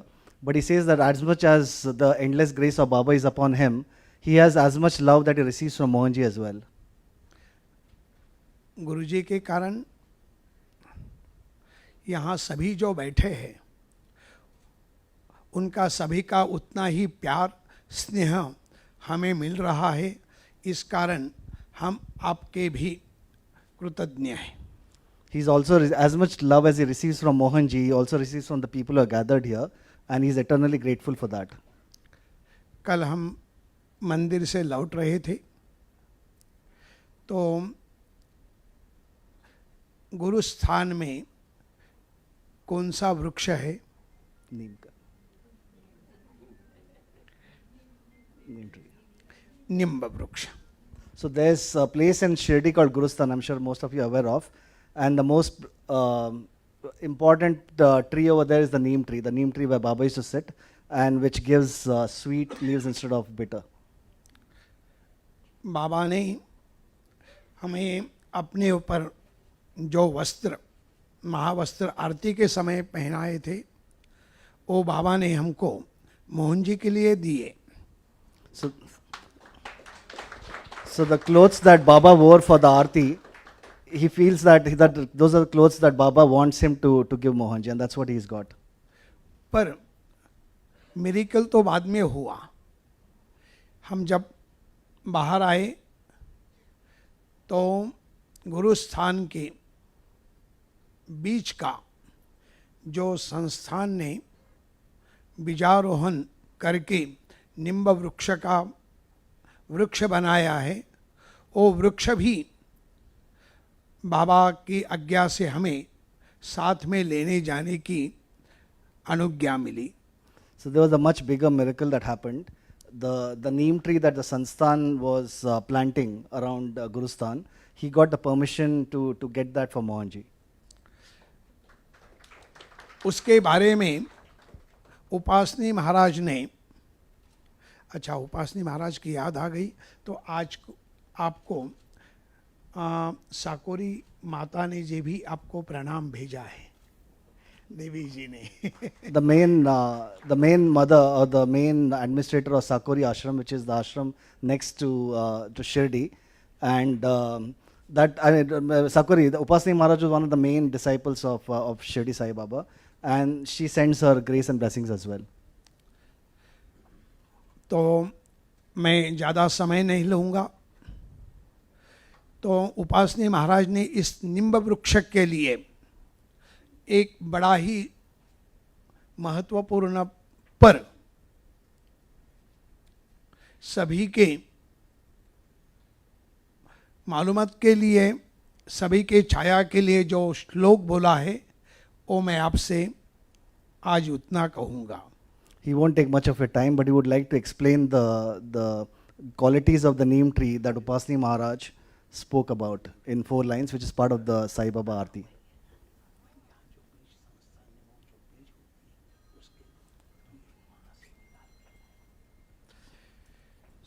Upasani महाराज ने जो श्लोक बोला है वो ये है: सदा निम्ब वृक्षस्य मूलाधिभासात् सुधास्रा विनक्तिक्तमप्यप्रियन्तं तरुं कल्पवृक्षाधिकं साधयन्तं नमामीश्वरं सद्गुरुं साईनाथम. आजकल सभी ये कड़वा होने के बाद भी सभी वृक्ष से ये ऑक्सीजन ज़्यादा देता है. और आजकल इस काल, मैं उस काल का भी नाम नहीं लूँगा, काल का मीनिंग अलग होता है. So he's saying that, so Mohanji was just mentioning that this is part of the same tree. What he was saying, what I missed out to mention, this is part of the same tree, neem tree of Gurusthan. It's from the same seed from which they did the planting. And Guruji is mentioning that the neem tree is, even though its leaves are bitter, it gives more oxygen and more health benefits than any other tree. तो सबसे ज़्यादा oxygen होता है वो नीम के वृक्ष के लिए. शायद आज हमें सभी की दुआ रूपी ऑक्सीजन की ज़रूरत है. इस कारण ये बाबा, हम तो पोस्टमैन हैं, बाबा की आज्ञा का पालन करते हैं, और ये वृक्ष हम मोहन जी को बाबा के आशीर्वाद के स्वरूप, इनके याद के स्वरूप हम गुरु जी को अर्पण, आज जन्मदिन पे अर्पण करते हैं. So he's saying that the grace, we need the grace of the oxygen of grace in our lives now, and through Baba's thing he would like to present the tree to Mohanji. आज गुरु जी आप इससे अपना oxygen, क्योंकि आपका hotline है, इस कारण आप ये वृक्ष को नहीं बल्कि ऑक्सीजन को ग्रहण कीजिए, अपने पास रखिए और यही ऑक्सीजन सभी को आप देते रहिए, देते रहेंगे, ये हमें विश्वास है. He's saying that the grace of oxygen that Baba has sent you, and since you have a direct hotline from Baba, you receive it in his name and pass it on to all the people around and in the world. हम हमारे शास्त्र में कहा है, राम भी सीता राम के सिवा अधूरा है, कृष्ण भी राधा के सिवा अधूरा है. तो मैं देवी जी से विनंती करूँगा कि अगर आप साथ में आशीर्वाद प्रदान करेंगे तो हमें ज़्यादा हर्ष होगा. He's saying that Ram is incomplete without Sita, Krishna is incomplete without Radha, and he's requesting Devi to join Mohanji and give her grace as well as a couple to all around. And as a representation of Shiva and Parvati, please.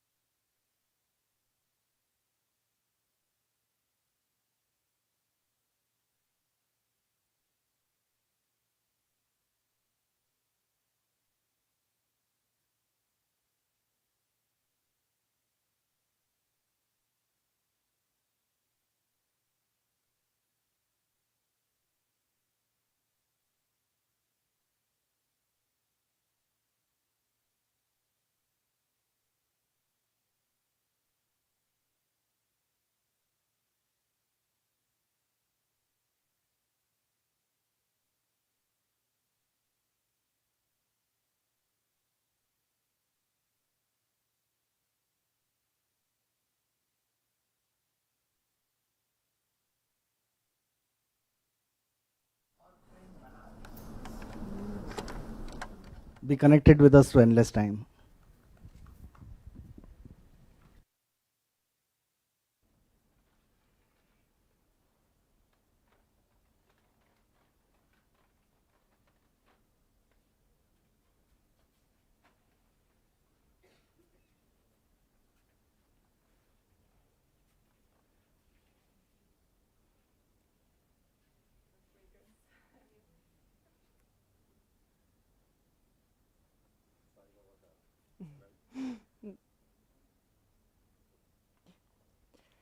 Now I would like to ask Sri Subramanya Adiga to join us on the stage.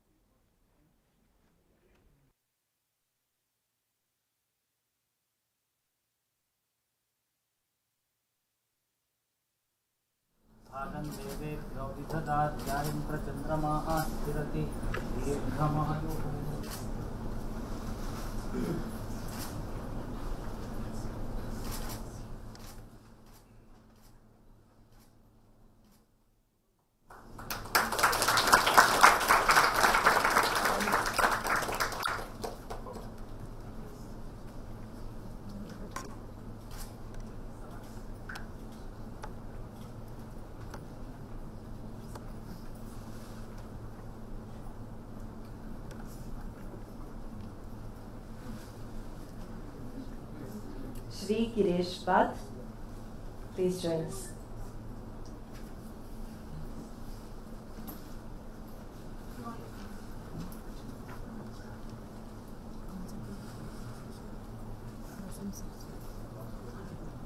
I just want to clarify or explain that what Sri Subramanya Adiga offered Mohanji was the vastra that was on Goddess Mohanji.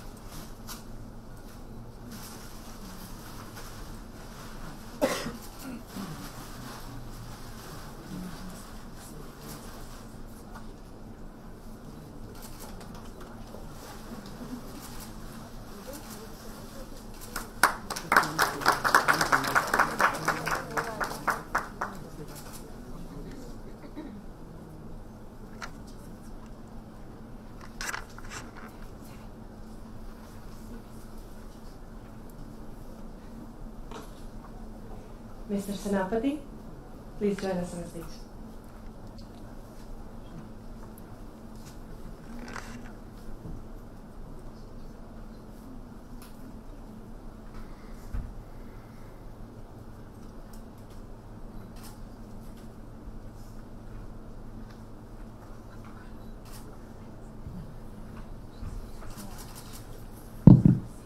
So, first of all, thank you very much for this opportunity to be here amongst all of you for celebrating this auspicious occasion. And many, many happy returns to you, Mohanji.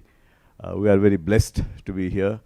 And, you know, since Mohanji has come into Bangalore, my frequency of meeting has come down, while my interest and wanting or longing to meet him has been very high. You know, and I have heard many people saying, you know, I want to go to Tirupati, I want to go to Amarnath, etc., etc. Then they said, till there is a bulava, you know, when there is no call, you can never do it. So I'm glad that today I got the call, and therefore I'm present here. So really, really privileged. You know, Mohanji, I've known for many years, and very different person that he is, different personality. He doesn't come across like he's a guru, he's a coach, he's a mentor, but we do perceive that. He comes across like a colleague, comes like a friend, comes across like a person who is learning along with us, and so on and so forth. Completely different from many others that one has experienced and witnessed. You know, if you look at this world, and some of that I picked up from the satsang that we just had, he says there is no control on the birth, and it is given that you will die. And still it is a fear in our mind when the certainty is there, except that we don't know the date and the time. The other thing is that the human being that we are so privileged, because the machine that we are has so much of capabilities, hopes, possibilities, we don't know. And the life will start and end, and still we haven't discovered. And that's about meditation, that's about discovering, that's about being silent, that's about discovering oneself, because the capability that exists, you know, many of us find that artificial intelligence, robotics, this and that are far powerful, has less defects, do it much faster. But at the end of the day, all this has been made by human beings like us, and we are the umbrella, Jagannath type of the Jagannath, which means the God of everything. And yet we do not give that best, because there are a lot of other stuff which is blocking us. The second is the beautiful planet that we have got. The living beings that are there, whether human beings, birds, reptiles, insects, A, B, C, D, like he said, all of them have a purpose in life. And the third thing is, the fourth thing that the God has also given is the aspirational, that you have to be happy. And all of us are in this pursuit of happiness, trying to have a good meal, not only for ourselves, for the rest of the week, rest of the month, for our children, for our grandchildren, for our parents, goes on and on and on. Want to have a house, want to have food, want to have a car, want to go to destinations, and yet we continue to be pursuing happiness. And here is the living being. He doesn't claim to be 10 out of 10, but for us, wherever he is, even if we just pursue a little bit of it, it can do a lot good to us. In this world of changes that we were seeing, volatility, he talked about Ukraine, the crisis that one is talking about, the petroleum prices that are going up, the technological changes, because he talks about tranquility, he talks about peace, he talks about something like, silence, etc., etc. And this whole world is buzzing and buzzing all the time. He saw an explosion of information that is happening all the time. And it is creating a lot of reactions, a lot of acidity, a lot of chemical formations that happens within the body, across us, in communication and so on. We perhaps need the Mohanjis of the world much more than ever before, because the changes are very frequent.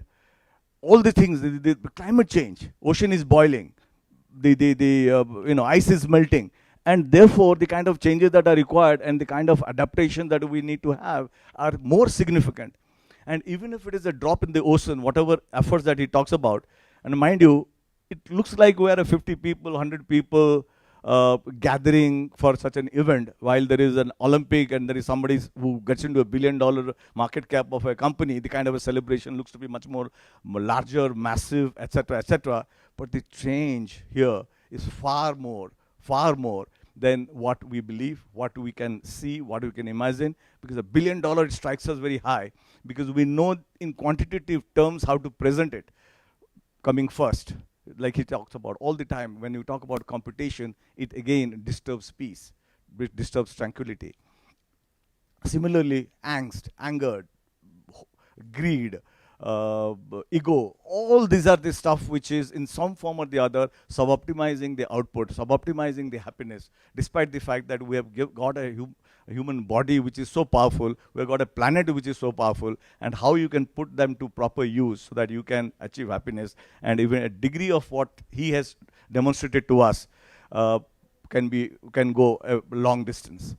So a demonstrated guru that he is, different, because many people, I find many people connect with him differently and appreciate him differently. There is no standard, while many others, there is a particular SOP, standard operating procedure, how you love them, hate them, or some, you have a lot of extreme positions being taken.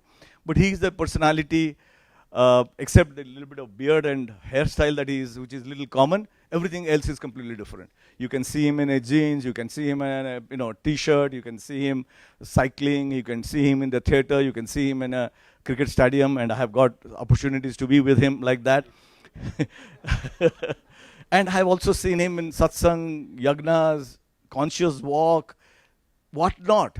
And the kind of organization that he has built and the kind of activities that is happening. I have been party to some such occasions because of the volunteers, and I have always felt the pleasure of participating, and definitely has given me a lot of satisfaction.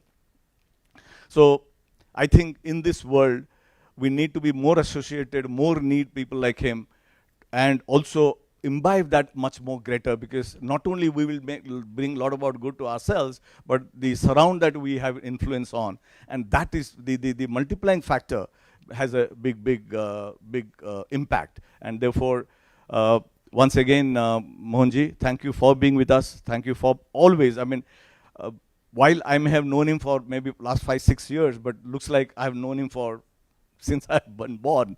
And that's the good thing about, like you talk about good bonding, buddies, friends, even if they don't talk 2-3 years, etc., still they are close by. And I think it is the same way. I see him in all 360 degrees, which is like my brother, my father, my mother, my everything. He is that, because and likes he is there for me all the time with his blessings, very readily available on a WhatsApp and response. Thank you very much, and wish you all the very best on this particular happy birthday of yours. And congratulations once again on the 10th year of full dedication to the world at large, or the planet, I would say, because you are not only for public, but also the animals, insects, and whatnot, the entire environment. So thank you, and God bless you all.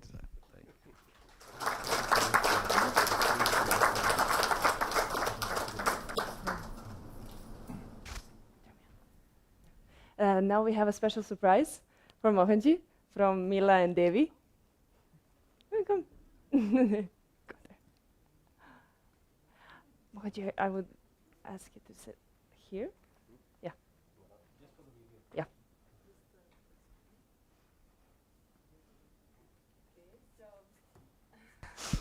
Mila and I were contemplating what can we give our dear Mohanji on his birthday, and we know that within himself he truly has everything and needs nothing.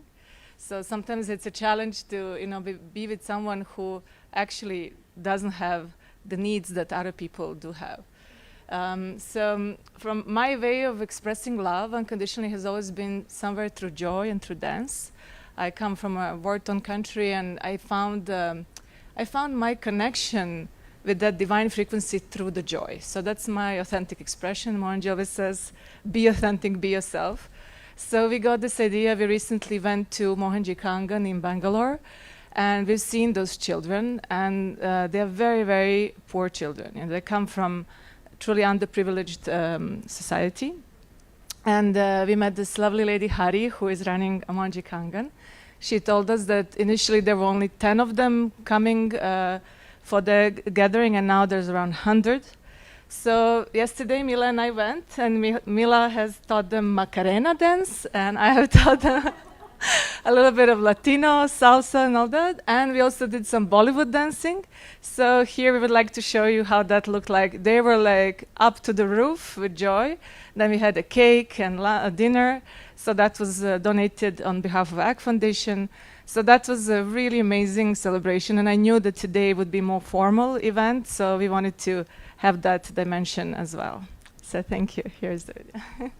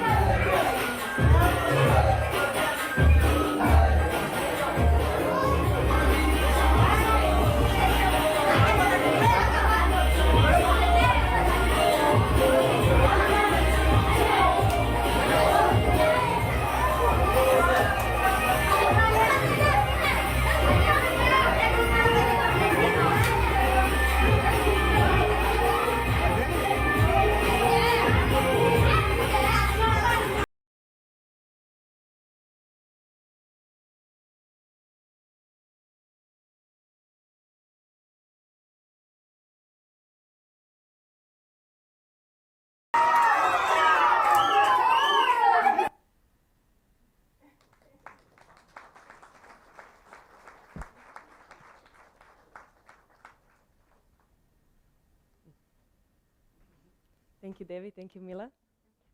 Thank you, all the speakers. I think I speak for many of us when I say that Mohanji's blogs and writings have been amazing source of inspiration for all of us and all the people across the globe who read them. It is really amazing to see his books being translated into many, many various languages.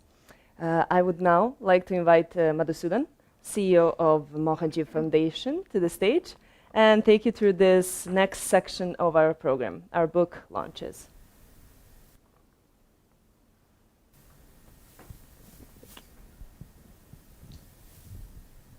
Thank you, Melitza. A very, very warm welcome to all our guests here, our esteemed guests from the power centers of India. Okay. Is it clearer? I'll start again. A very, very warm welcome to all the members that have assembled here to celebrate Mohanji's birthday. A special welcome to our esteemed guests from the power centers and temples of India who have taken time to come here, and also to our special dignitaries who have all assembled here to join us. Can I request Mohanji to please come on stage?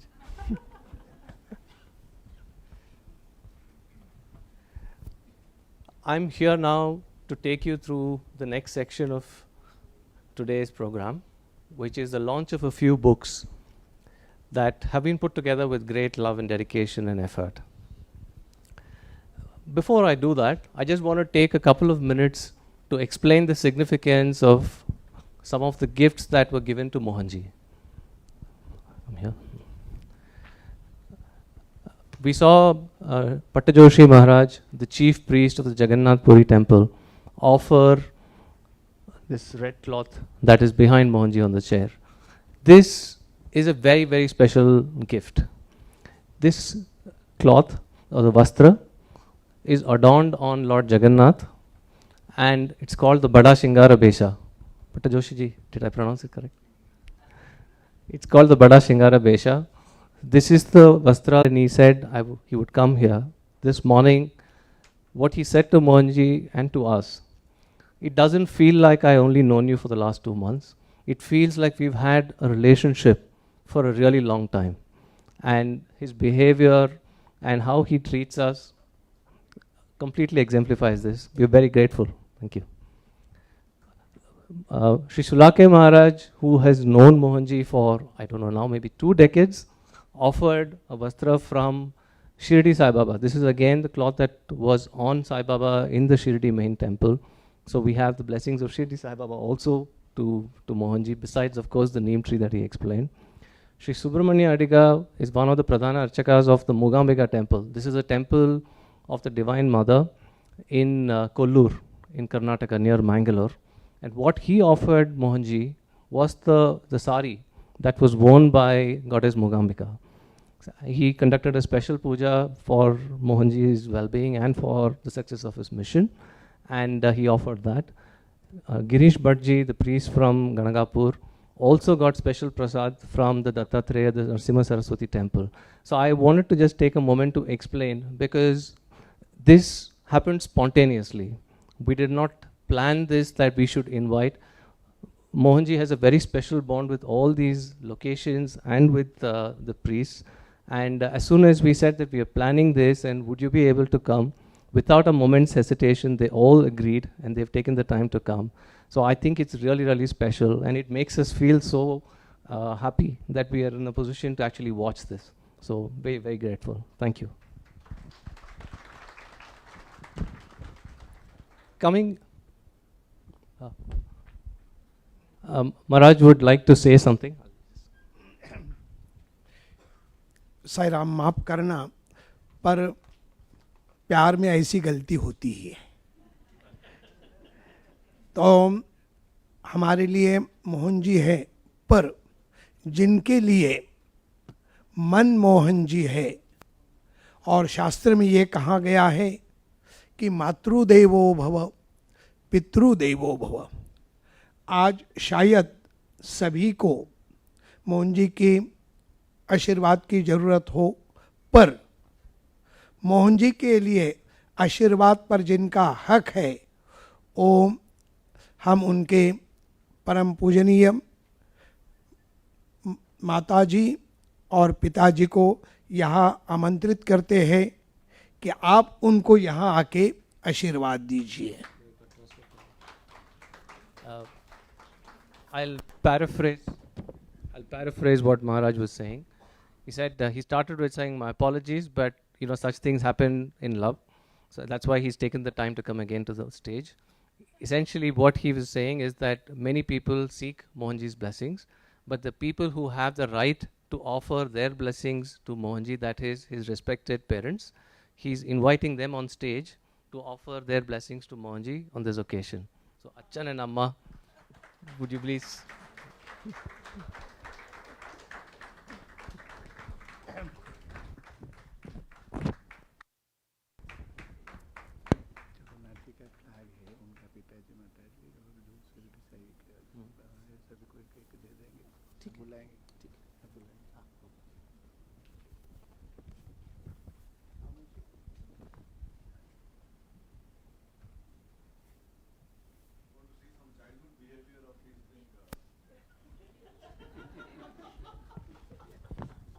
Not the stories from childhood.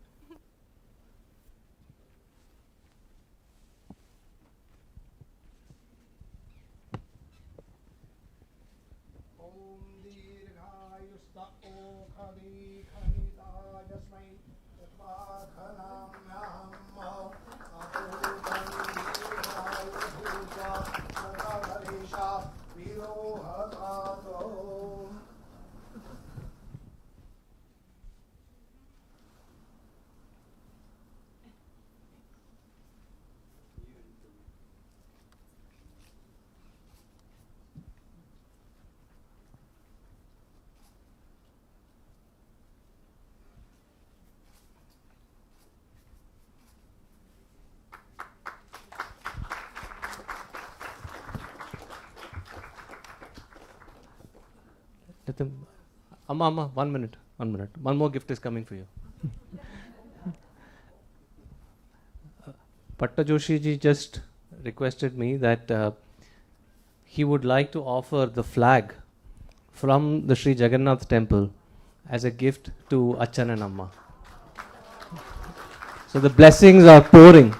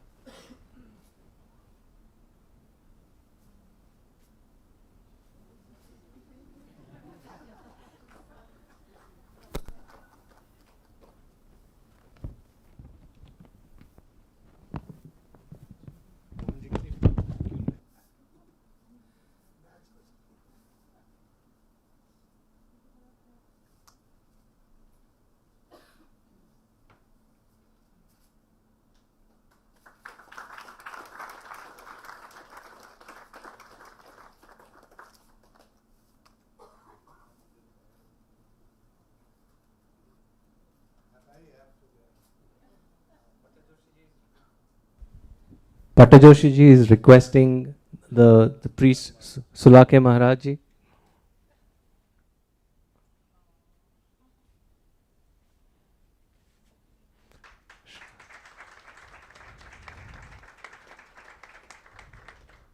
Shri Subramanya Adiga.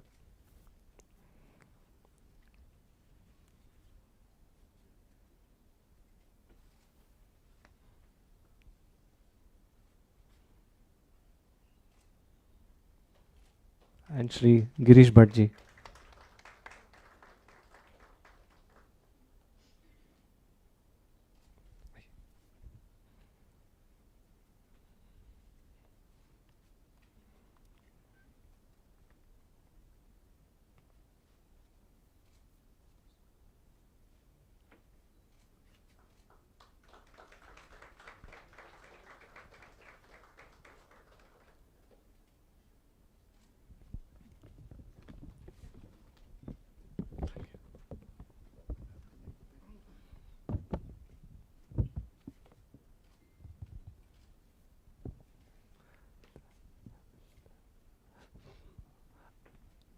Thank you to Patta Joshi ji and to Sulake Maharaj.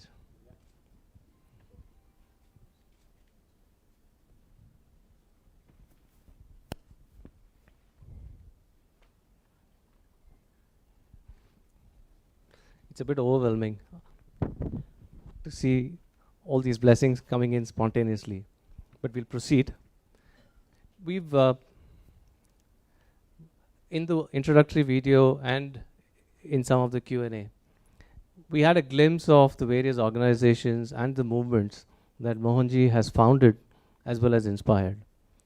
We wanted to put this together into a compendium to showcase the kind of impact that the Mohanji platforms, we call them platforms because these are not organizations in the traditional sense. These are causes, these are ideas which have a very selfless motive, and people who associate or connect with that idea just come together and move it forward, of course powered by Mohanji's inspiration, guidance and energy. This has taken the shape of our first ever annual report. We call it the Mohanji Platforms Annual Report of 2021. This has details of all the activities at a global level by 14 different platforms that have been founded by Mohanji. It has a very detailed and a very, very inspiring interview with Mohanji, which explains his philosophy and his various thoughts on the aspect of activities and what that means for the world. And it also has some interviews with friends and long-time collaborators like Anna Divats and Ashraf Karayat. I would now like to invite Mr. Basavarajendra is here. Yes, I would like to invite him to the stage. Mr. Basavarajendra is the Chief Executive Officer of the Karnataka Industrial Area Development Board. Oh, it's been changed. I'm so sorry. I would also like to invite Mr. K.D. Rao, who is our advisor, a close member of the Mohanji family, as well as a retired executive director of Air India, to come on stage and launch this book.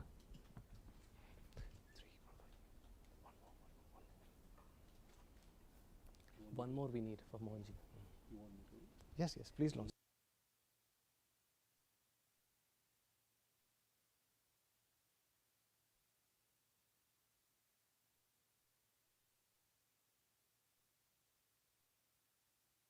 To please launch this book on this occasion.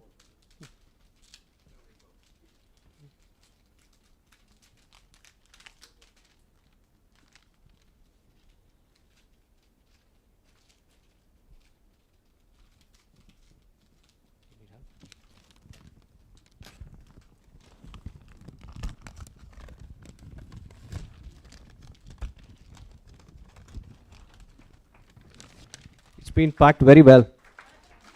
Give me, sir. I'll take this. Thank you, thank you.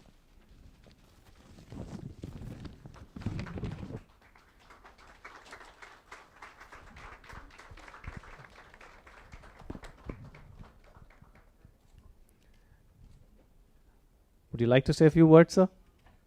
I'm putting you on the spot, I'm sorry, but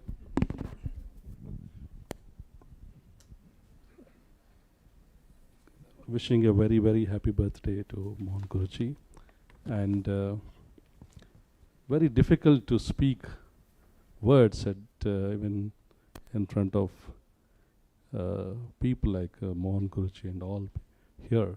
All I can tell is we are born here to experience this world and leave.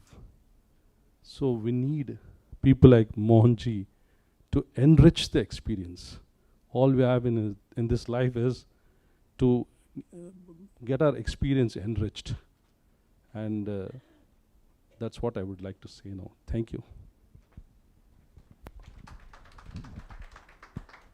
Sir, Mr. Rao very kindly wrote the foreword, so I'm sure he can say a few words only. Yes, yes, certainly. Gurudev. Ladies and gentlemen, there is nothing much for me to add to this wonderful occasion that we are experiencing here today. So I would only like to express the deep gratitude and thanks of all of you to my beloved Gurudev. Thank you. Thank you, Mr. Basavarajendra, and thank you, K.D. Rao, sir.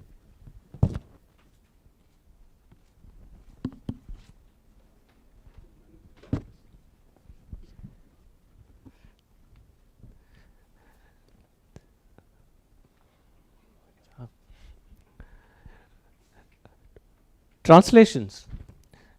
They're a very, very powerful way of reaching new people.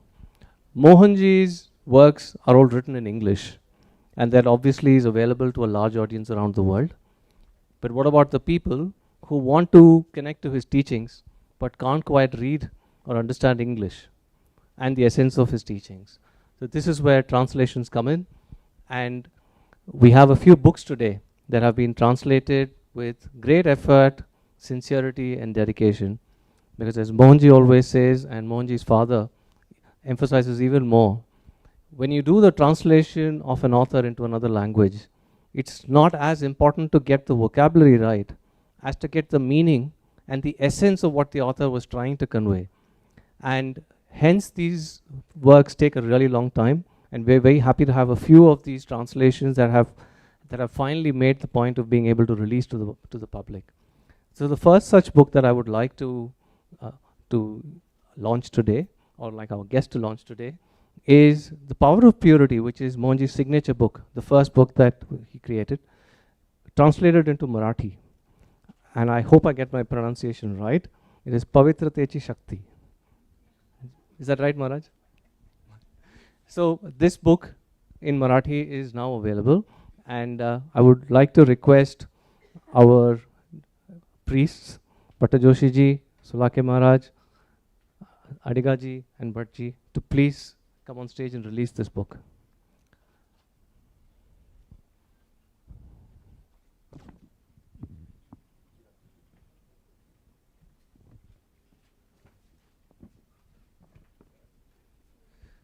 I also want to mention that this book has been translated by Jyoti Telang and proofread by a team.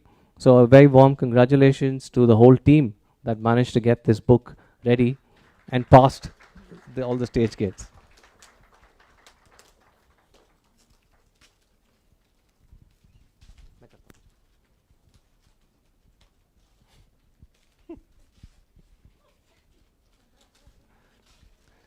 Sulake Maharaj kindly wrote a small foreword for this book. So he found a hack. Instead of opening the book, he has his own personal copy.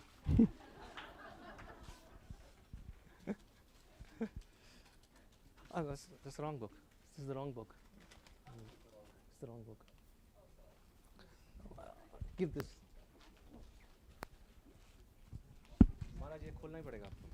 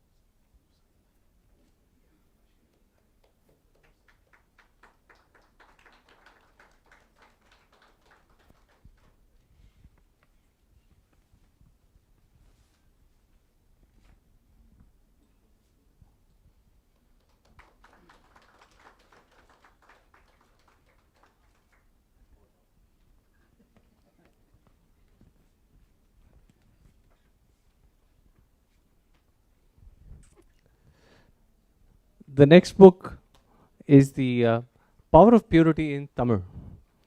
This is called Tuima in Shakti, and this is special to me for more than one reason. It happens to be my mother tongue, and it was also translated by my mother, who's here. So I'd like to request Mr. Vaikunt, Ma'am Lakshmi Gopal Swami, and my mother Suhasini to please come on stage. I know how many years she spent on this translation, and for me it's a matter of great personal pride to see this book out in print.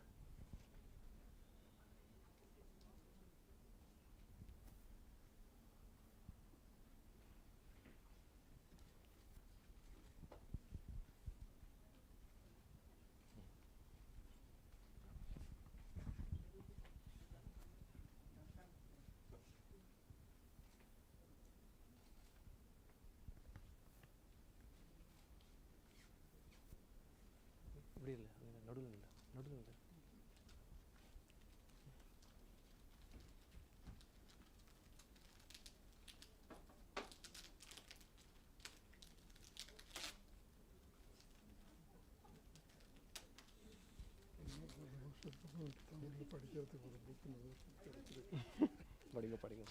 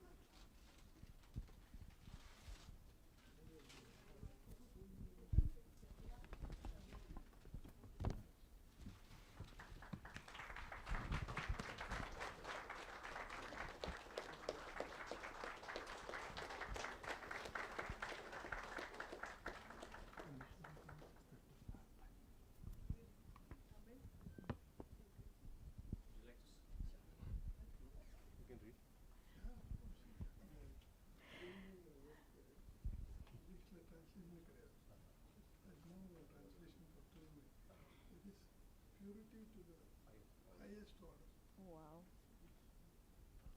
Happy birthday, dear, for me, Mohan, but out of, I don't want to offend anybody, so Mohanji. I must say, this is the 10th year of Mohanji's activities. This, I think April, Mohan, it's going to be 20 years since I have known Mohanji. And all I can say now is that we have been buddies for a very long time. But to put Mohanji in a nutshell, I'm a Kannadiga from Bangalore. I can just say he is Magu Mohan. He is really a little child.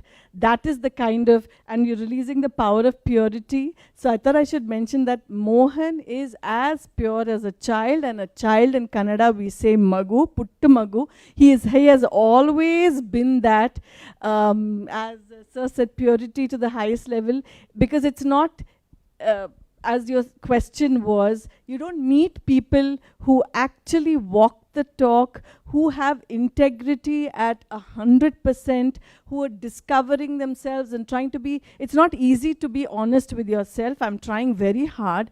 And to have that kind of honesty, to explore, to introspect, I think that is the power of our dear Mohanji. And with this power of purity, may he impact a lot more people, and may we all be transformed with this energy. Thank you so much for inviting me, Preeti, to be part of these wonderful birthday celebrations. Thank you. And very nice to meet Devi also after many, many years. Yes, yes.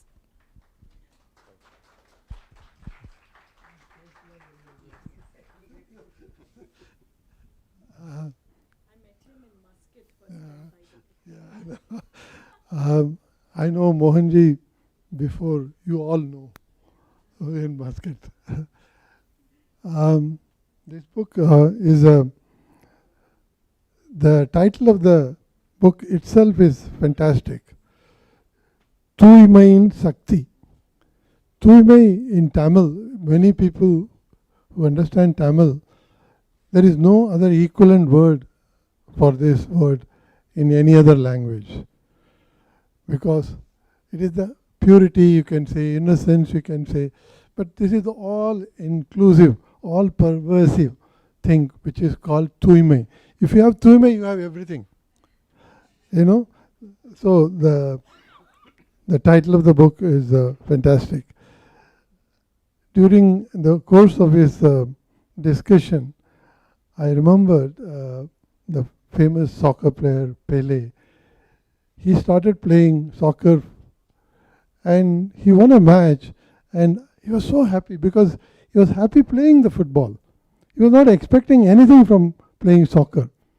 So after the match was won and people gave him money, he says, "Oh, you give money for playing also?" He was very surprised. That is how your journey is going to be that, oh, I get this also for doing this. I wish you all the very best. God bless you. Thank you.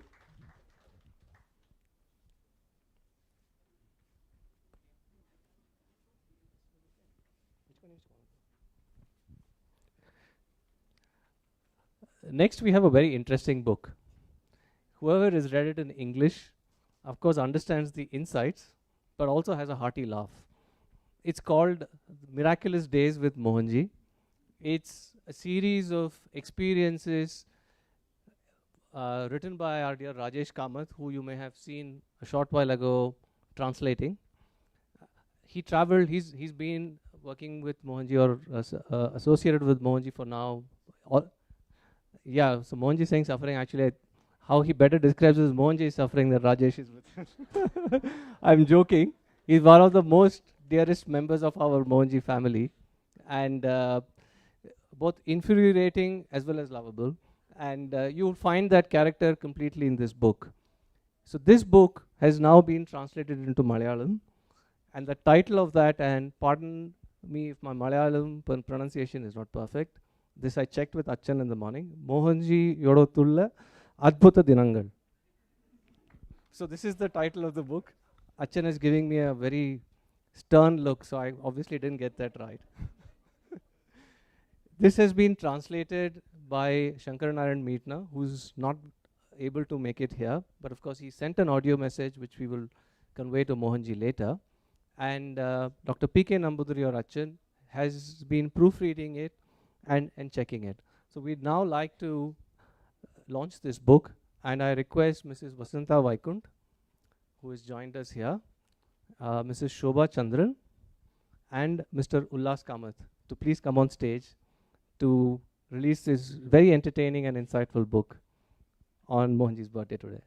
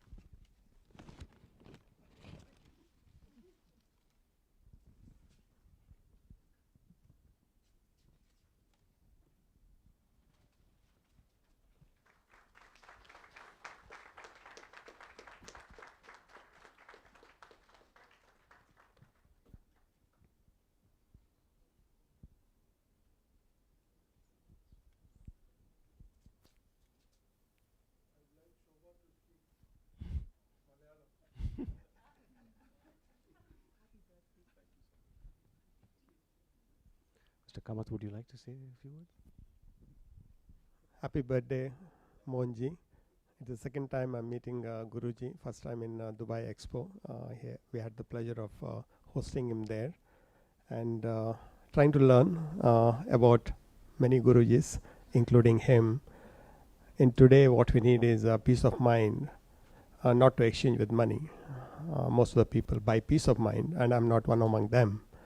What we need is a lot of hungry people around us. If we can feed them 3 times a day by giving them a job, then a lot of things will settle down. And it is not the unicorns of the world we make the difference, it is the corn in the world makes the difference.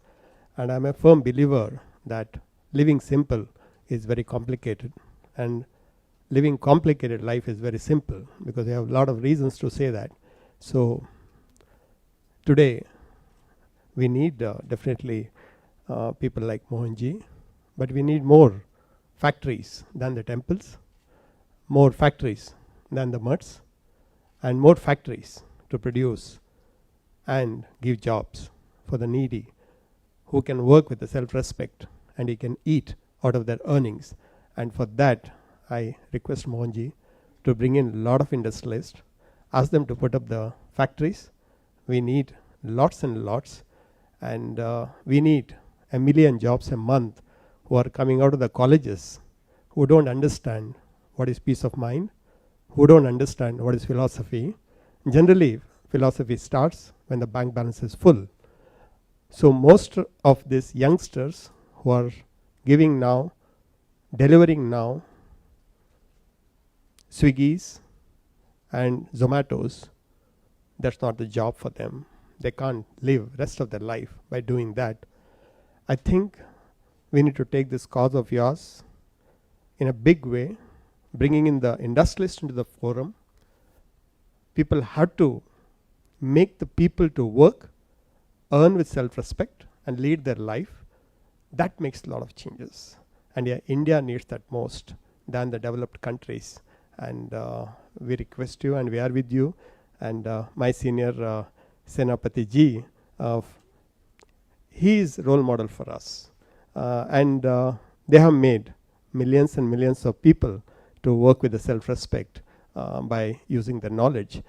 But everybody cannot be driving their life with the knowledge. There are always people come last in class, sir. They don't get a job in the campus recruitment. What do we do about them is the biggest question for all of us in the private industries. And with that request to you, make a bigger forum for our industrialists and tell them what they should do in their life to create jobs in the country. 1 million jobs for graduates every month is a mammoth task. It's a mammoth task. So with that request to you, I'll be with you in whichever the capacity you want us to do that job creation in the country for the youth. Thank you, Mohanji. Thank you.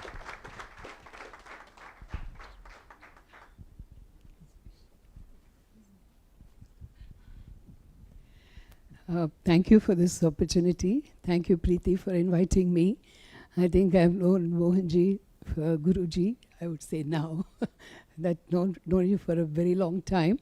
And definitely we need people like you to show some direction, some anchor, some kind of wisdom to be able to live a better life.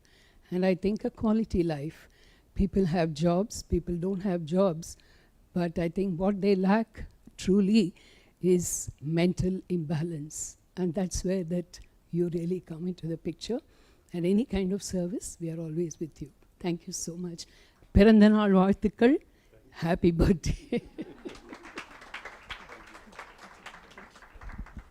Thank you, sir. Thank you, ma'am.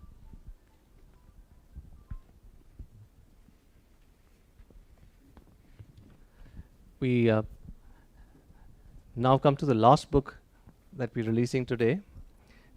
This is actually a surprise package. Till yesterday, we had not told Mohanji that we were going to release this book or that we had even produced this book. So we believe he did not know, but he refuses to let us know if he knew or doesn't know. This book is called Guru Leela 5. This is a collection of testimonials written by various people that have been associated with Mohanji and have experienced an impact or a change or a transformation and have put that into words. 9 such testimonials have been woven into a book. It's called, the subtitle of this book is Dimensions. Yeah. So I'd like to now request our guest, Mr. Ram Chugh, to please come on stage. Mr. Senapati to come on stage. And I would also like to take this opportunity to welcome our special guest, Mr. Kamal Pant, IPS, who has just joined us. thank you very much for taking the time to come and be with us here today, sir. And we request you to come on stage to launch this book. Can I also request Rekha Murali to come so that she can also revel in this celebration?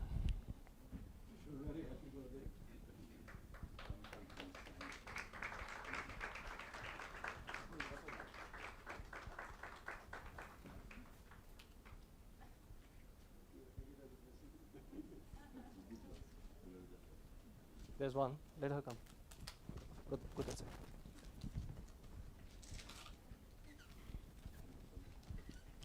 I'll help you. It's packed very well. खा P के आना चाहिए. थोड़ा मेहनत करना चाहिए ना.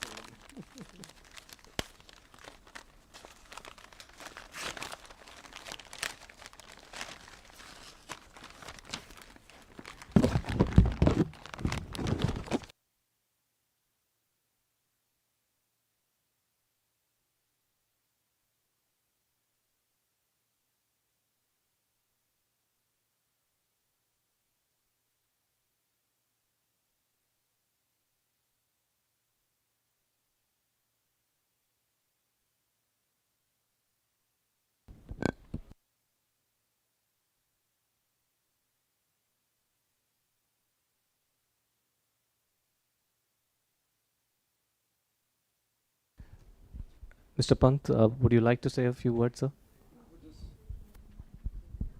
My regards to Guruji, and I would just request him that give your blessings to all of us, to the whole society, because this is a very difficult time through which we are passing now.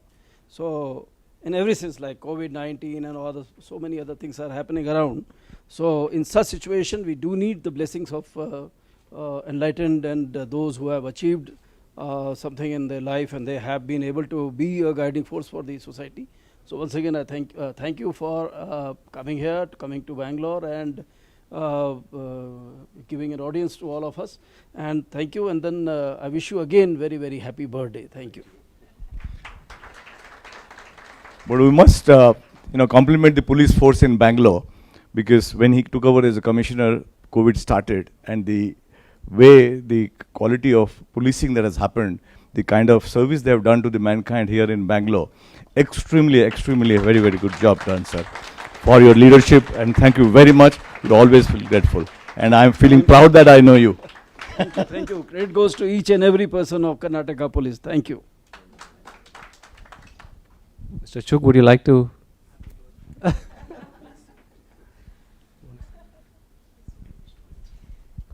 Happy birthday, Mohanji. And it's such a great pleasure that we could make this book. And it happened in a very short time of 15 days. And Subhashri and Shama, if you're watching, great work from the three of us, I would say, up to myself. Thank you so much, Mohanji, for making this happen. It's beautiful the way we experience things, and we are able to share this with everybody.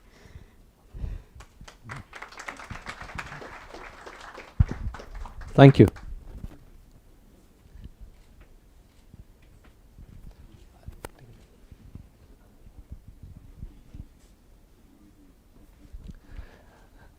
So with that, I think we are done for the book launches for the day. We are very, very happy that we could bring so many books out that will hopefully touch many people's lives around the world. And all of these books are available on gurulight.com. Some of them are also available at the counter outside for the people that are here who would like to buy them. We encourage you to buy them, not just for yourself, but also to gift them. And with that now, I would like to hand it back to Milica to take us through the rest of the evening. Thank you, Madhu.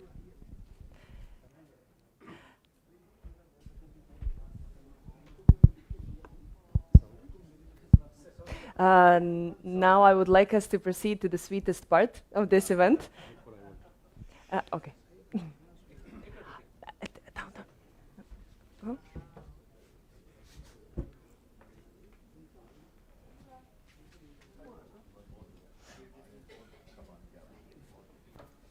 I would like to, this is not part of this, but I wanted to address Mr. Ullas Kamat's point, employment. You know, in a greed-based economy, unemployment is a must. First of all, system is the cause for all these things, not the spiritual people. And by being spiritual, you cannot change it either. You have to be practical. We have elected people to rule over us. And what have they done? Swiss bank balances, 125,000 crores in the bank. All these are extracted from this country. How can we ask about 8 billion people being employed in the world when the politics itself is greed-based? See, on one corner, we people like us saying that peace. On the other side, Ukraine bombing, another place. If you go to Washington, D.C., in the peace memoriam, it's written, there should never be another Holocaust. After that, we had Pol Pot, we had ISIS, we had all these things. Where have they come from? Who created them? It's not the spiritual people. You know, it's very easy to say employment. But where is employment coming from? We had a very beautiful system in India where a person is taught based on their nature, talent. Do we do that now? We only create bricks on the wall. Everybody goes for IT. Okay, IT works. Everybody goes to be an engineer. See, when a child is born, the father and mother thinks he should be an engineer or a doctor or a finance professional. This is wrong. Nobody says hey, he has got other talents. He can be himself. So there is a fundamental system error. This is not that Mohanji can solve. Babaji could not solve. Sai Baba could not solve. Nobody could solve. That's because our system is corrupt. And where has corruption come from? Greed factor. You know, greed factor has happened from ignorance. We think that money can solve everything. Money cannot. There's so many things money cannot solve. Why there is crime in the society? It's because we have not nurtured people from the child level. When you see imbalance as a child, through counseling you can solve. We wait until that person becomes a criminal. Then the police system, sorry about it, the judiciary, they all brand them. They can never recover. The person goes to jail, he's finished. Everything, system corrupts people. System not only creates people, it corrupts. Every child is the responsibility of the society, not the parents. Parents have very little role. Society has a bigger role. Every child is groomed, brought and made as a person by the society. And society, you have no control. Today, it's an internet age. Everything is in your doorstep. Everything comes to you. You can close the doors, windows, everything, but everything still enters your house. Everything. So you can't have any grip or any control. This is a sign of time. We can't blame the system. We cannot blame these computer games which makes a person toxic. A child becomes angry, upset, sometimes suicide. We can't control these things because this is part of the society. Regulate some to some extent, but I don't think governments can also control. Politicians cannot control. But what happens? Being in politics is a good idea because no responsibility. No responsibility. They have no responsibility. But somebody who's trying to bring peace, they say, you have a big responsibility. I don't have responsibility. See, the thing is, there's a big equational difference here. You know, I was in Brazil and somebody asked me that there's a time when the president was arrested and put in jail. So one politician asked me, Mohanji, tell me one word. What is the best way to move in here? I said, non-violence. Because everywhere you are burning buses and stuff. Through non-violence, if you can make an impact, that will reflect much more in the society than this shouting. Everybody's shouting, nobody's listening. Now, mostly when I have interacted with various people, as I told you, we have activities in 21 countries, 90 countries plus. So basic quality is the same of everybody. If you ask somebody, what do you want? I need peace. And its job is not a solution there. People are not satisfied with job. There is a thing called swadharma, what you like to do and what you do something for the sake of living, earning. That will not help a person. They will not be satisfied. They will always look at how I can corrupt. Like why should government people take bribes? It's unethical. Absolutely. See, today ethics is compromised. What is ethics? For me, ethics is non-violence.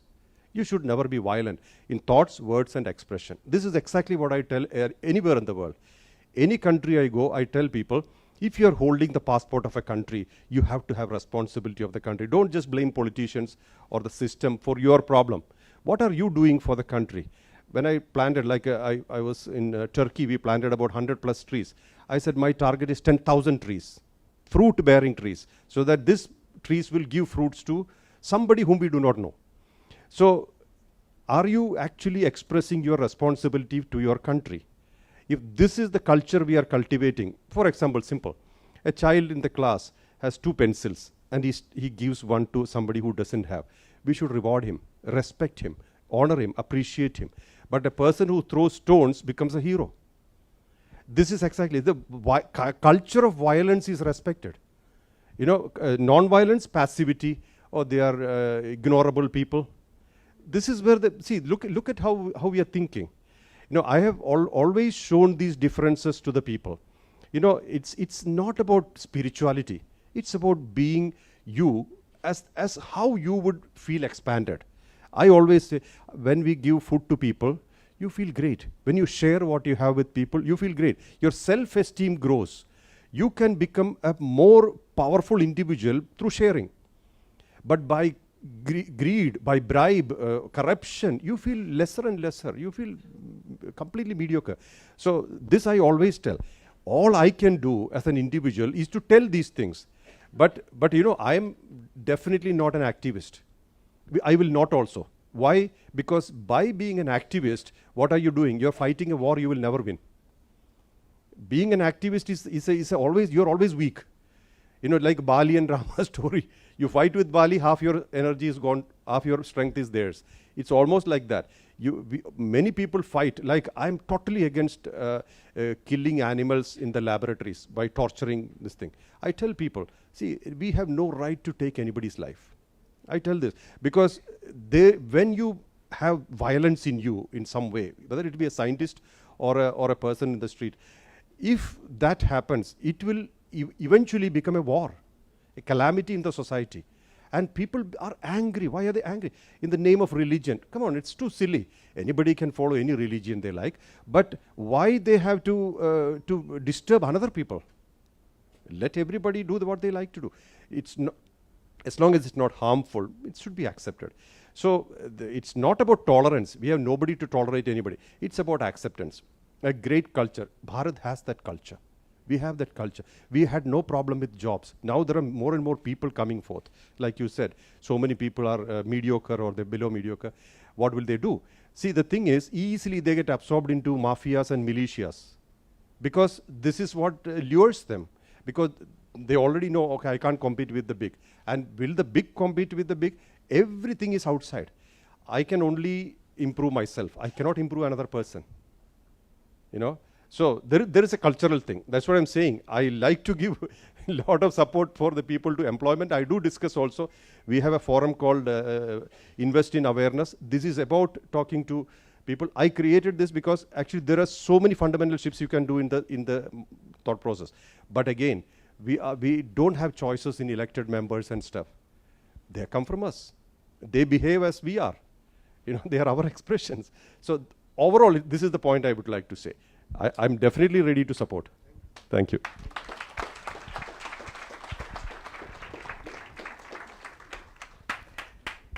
As you all can see, we will now proceed to the sweetest part of this event, and that's cake cutting.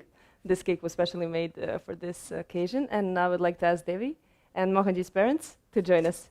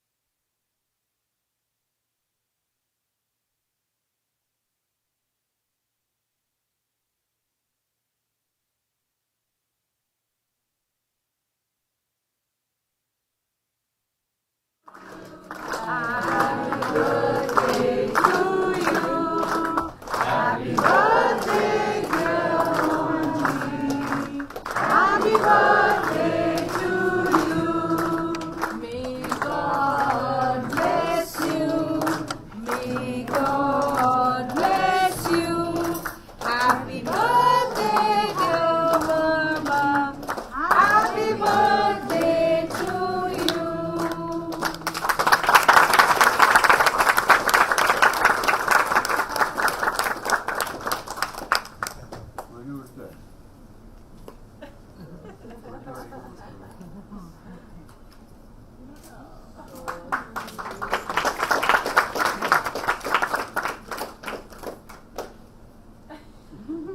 Mila has together. Allows us, has Mila eaten? Has Mila eaten? Every day.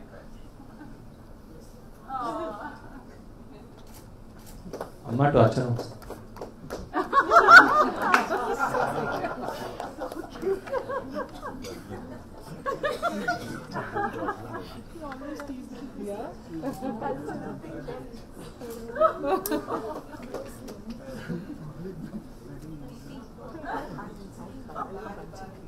बार बार दिल ये आए, बार बार दिल ये आए, तुम जियो हजारों साल, है मेरी ये आरज़ू। Happy birthday to you, happy birthday to you, happy birthday to you, happy birthday to you. Amma is maybe around 80, late 70s maybe.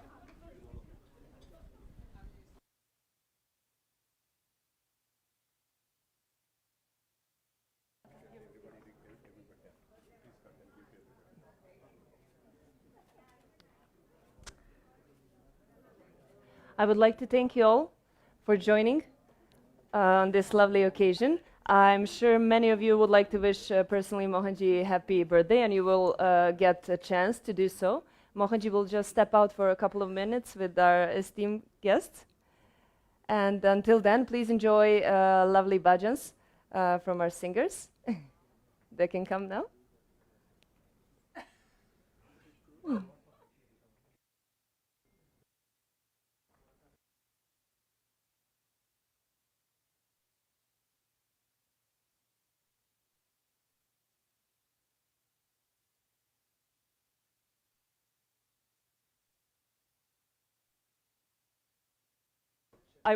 I would like to request you all to please stay in the hall. Okay. Thank you.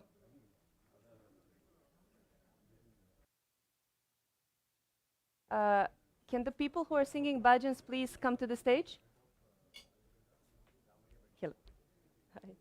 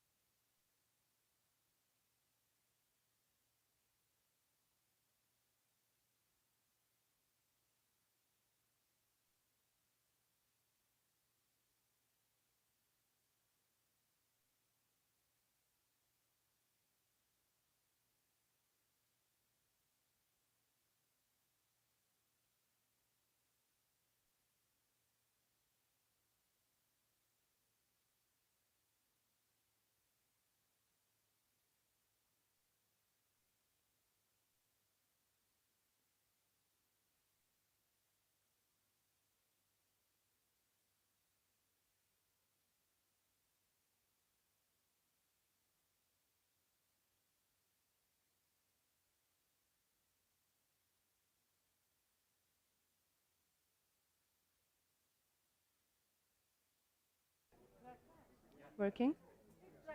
Working? Okay.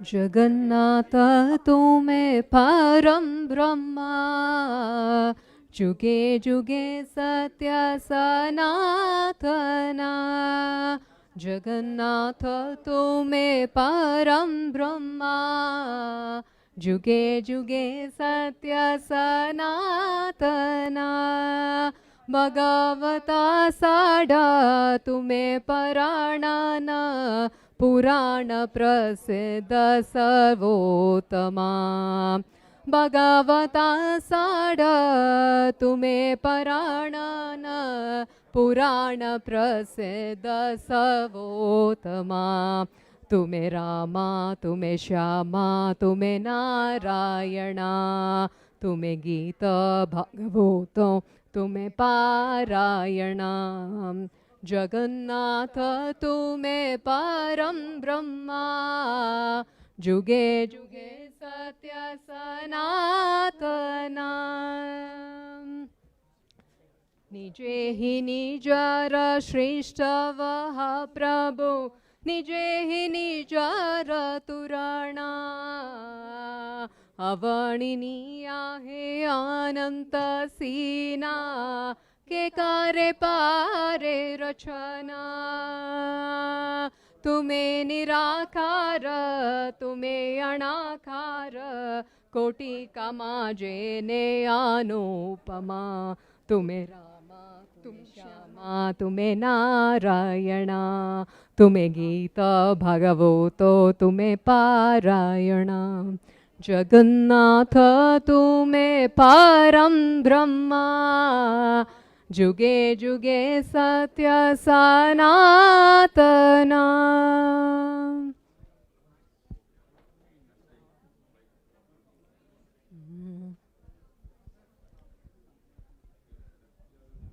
This is a song which is dedicated to our beloved Guru Mohanji. This has been composed by Mohanji Acharya Devdas ji.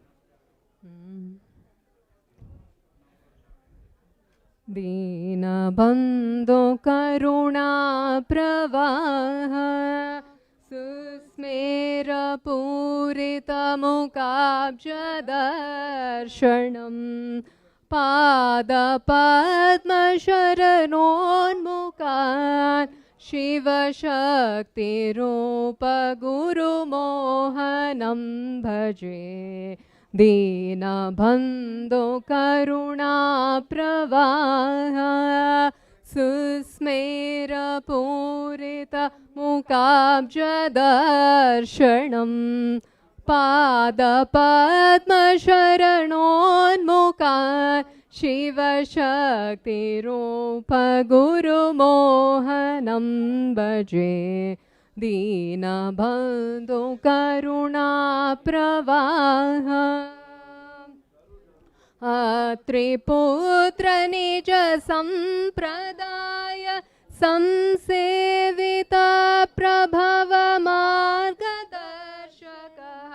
दान धर्म रुचि पोषण प्रिय सौम्य रूप गुरुमोहनं भजे अत्रिपुत्र निज संप्रदाय संसेवित प्रभव मार्गदर्शकः दान धर्म रुचि पोषण प्रिय सौम्य रूप गुरुमोहनं भजे दीनबन्धो करुणा प्रवाह सुस्मेर पूरितमुखाब्जदर्शनम् पादपद्मशरणोन्मुखा शिवशक्तिरूप गुरुमोहनं भजे काम क्रोध मद मत्सरादि दुष्कर्म कल्मष निवृत्तिदायकः भक्तलक्ष हृदयान्तरे स्थित सिद्धरूप गुरुमोहनं भजे दीनबन्धो करुणा प्रवाह सुस्मेरपूरितमुकाब्जदर्शनं पादपद्मशरणोन्मुखान् शिवशक्तिरूपगुरुमोहनं भजे शिवशक्तिरूपगुरुमोहनं भजे शिवशक्तिरूपगुरुमोहनं भजे.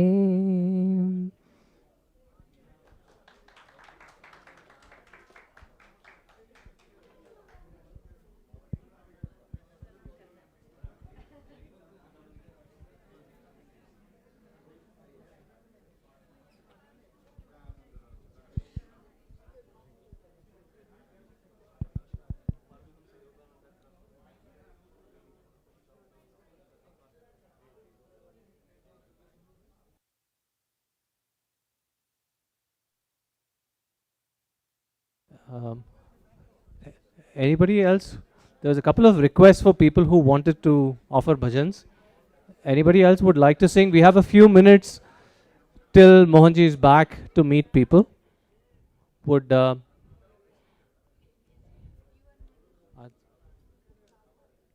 who? Jaita. Jaita is coming. Okay.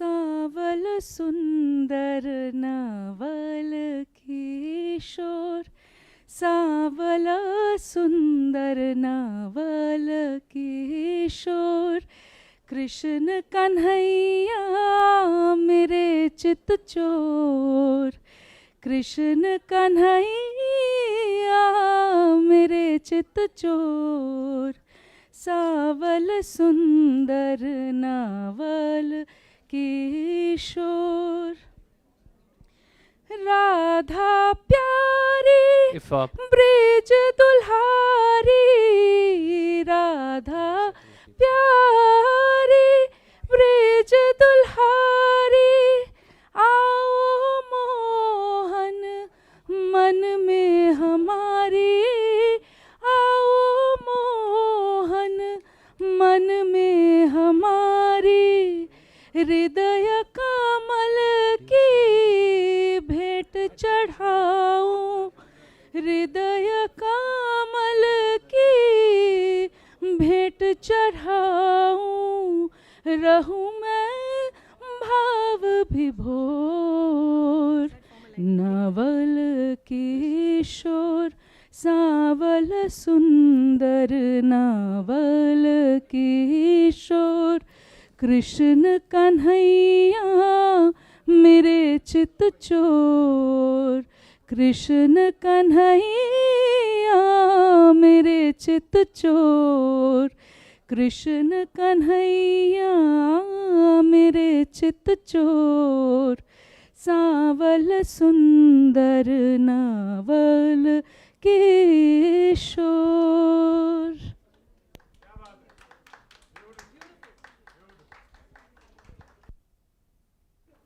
We request people to just arrange themselves in a line. Mohanji will be available for people to very quickly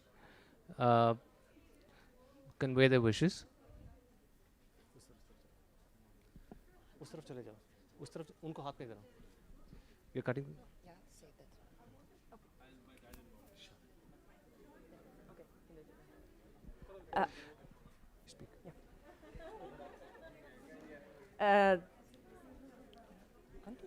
Thank you everyone for watching on our live YouTube channel, Mohanji Official. It was lovely sharing this experience with you. See you on some other occasion.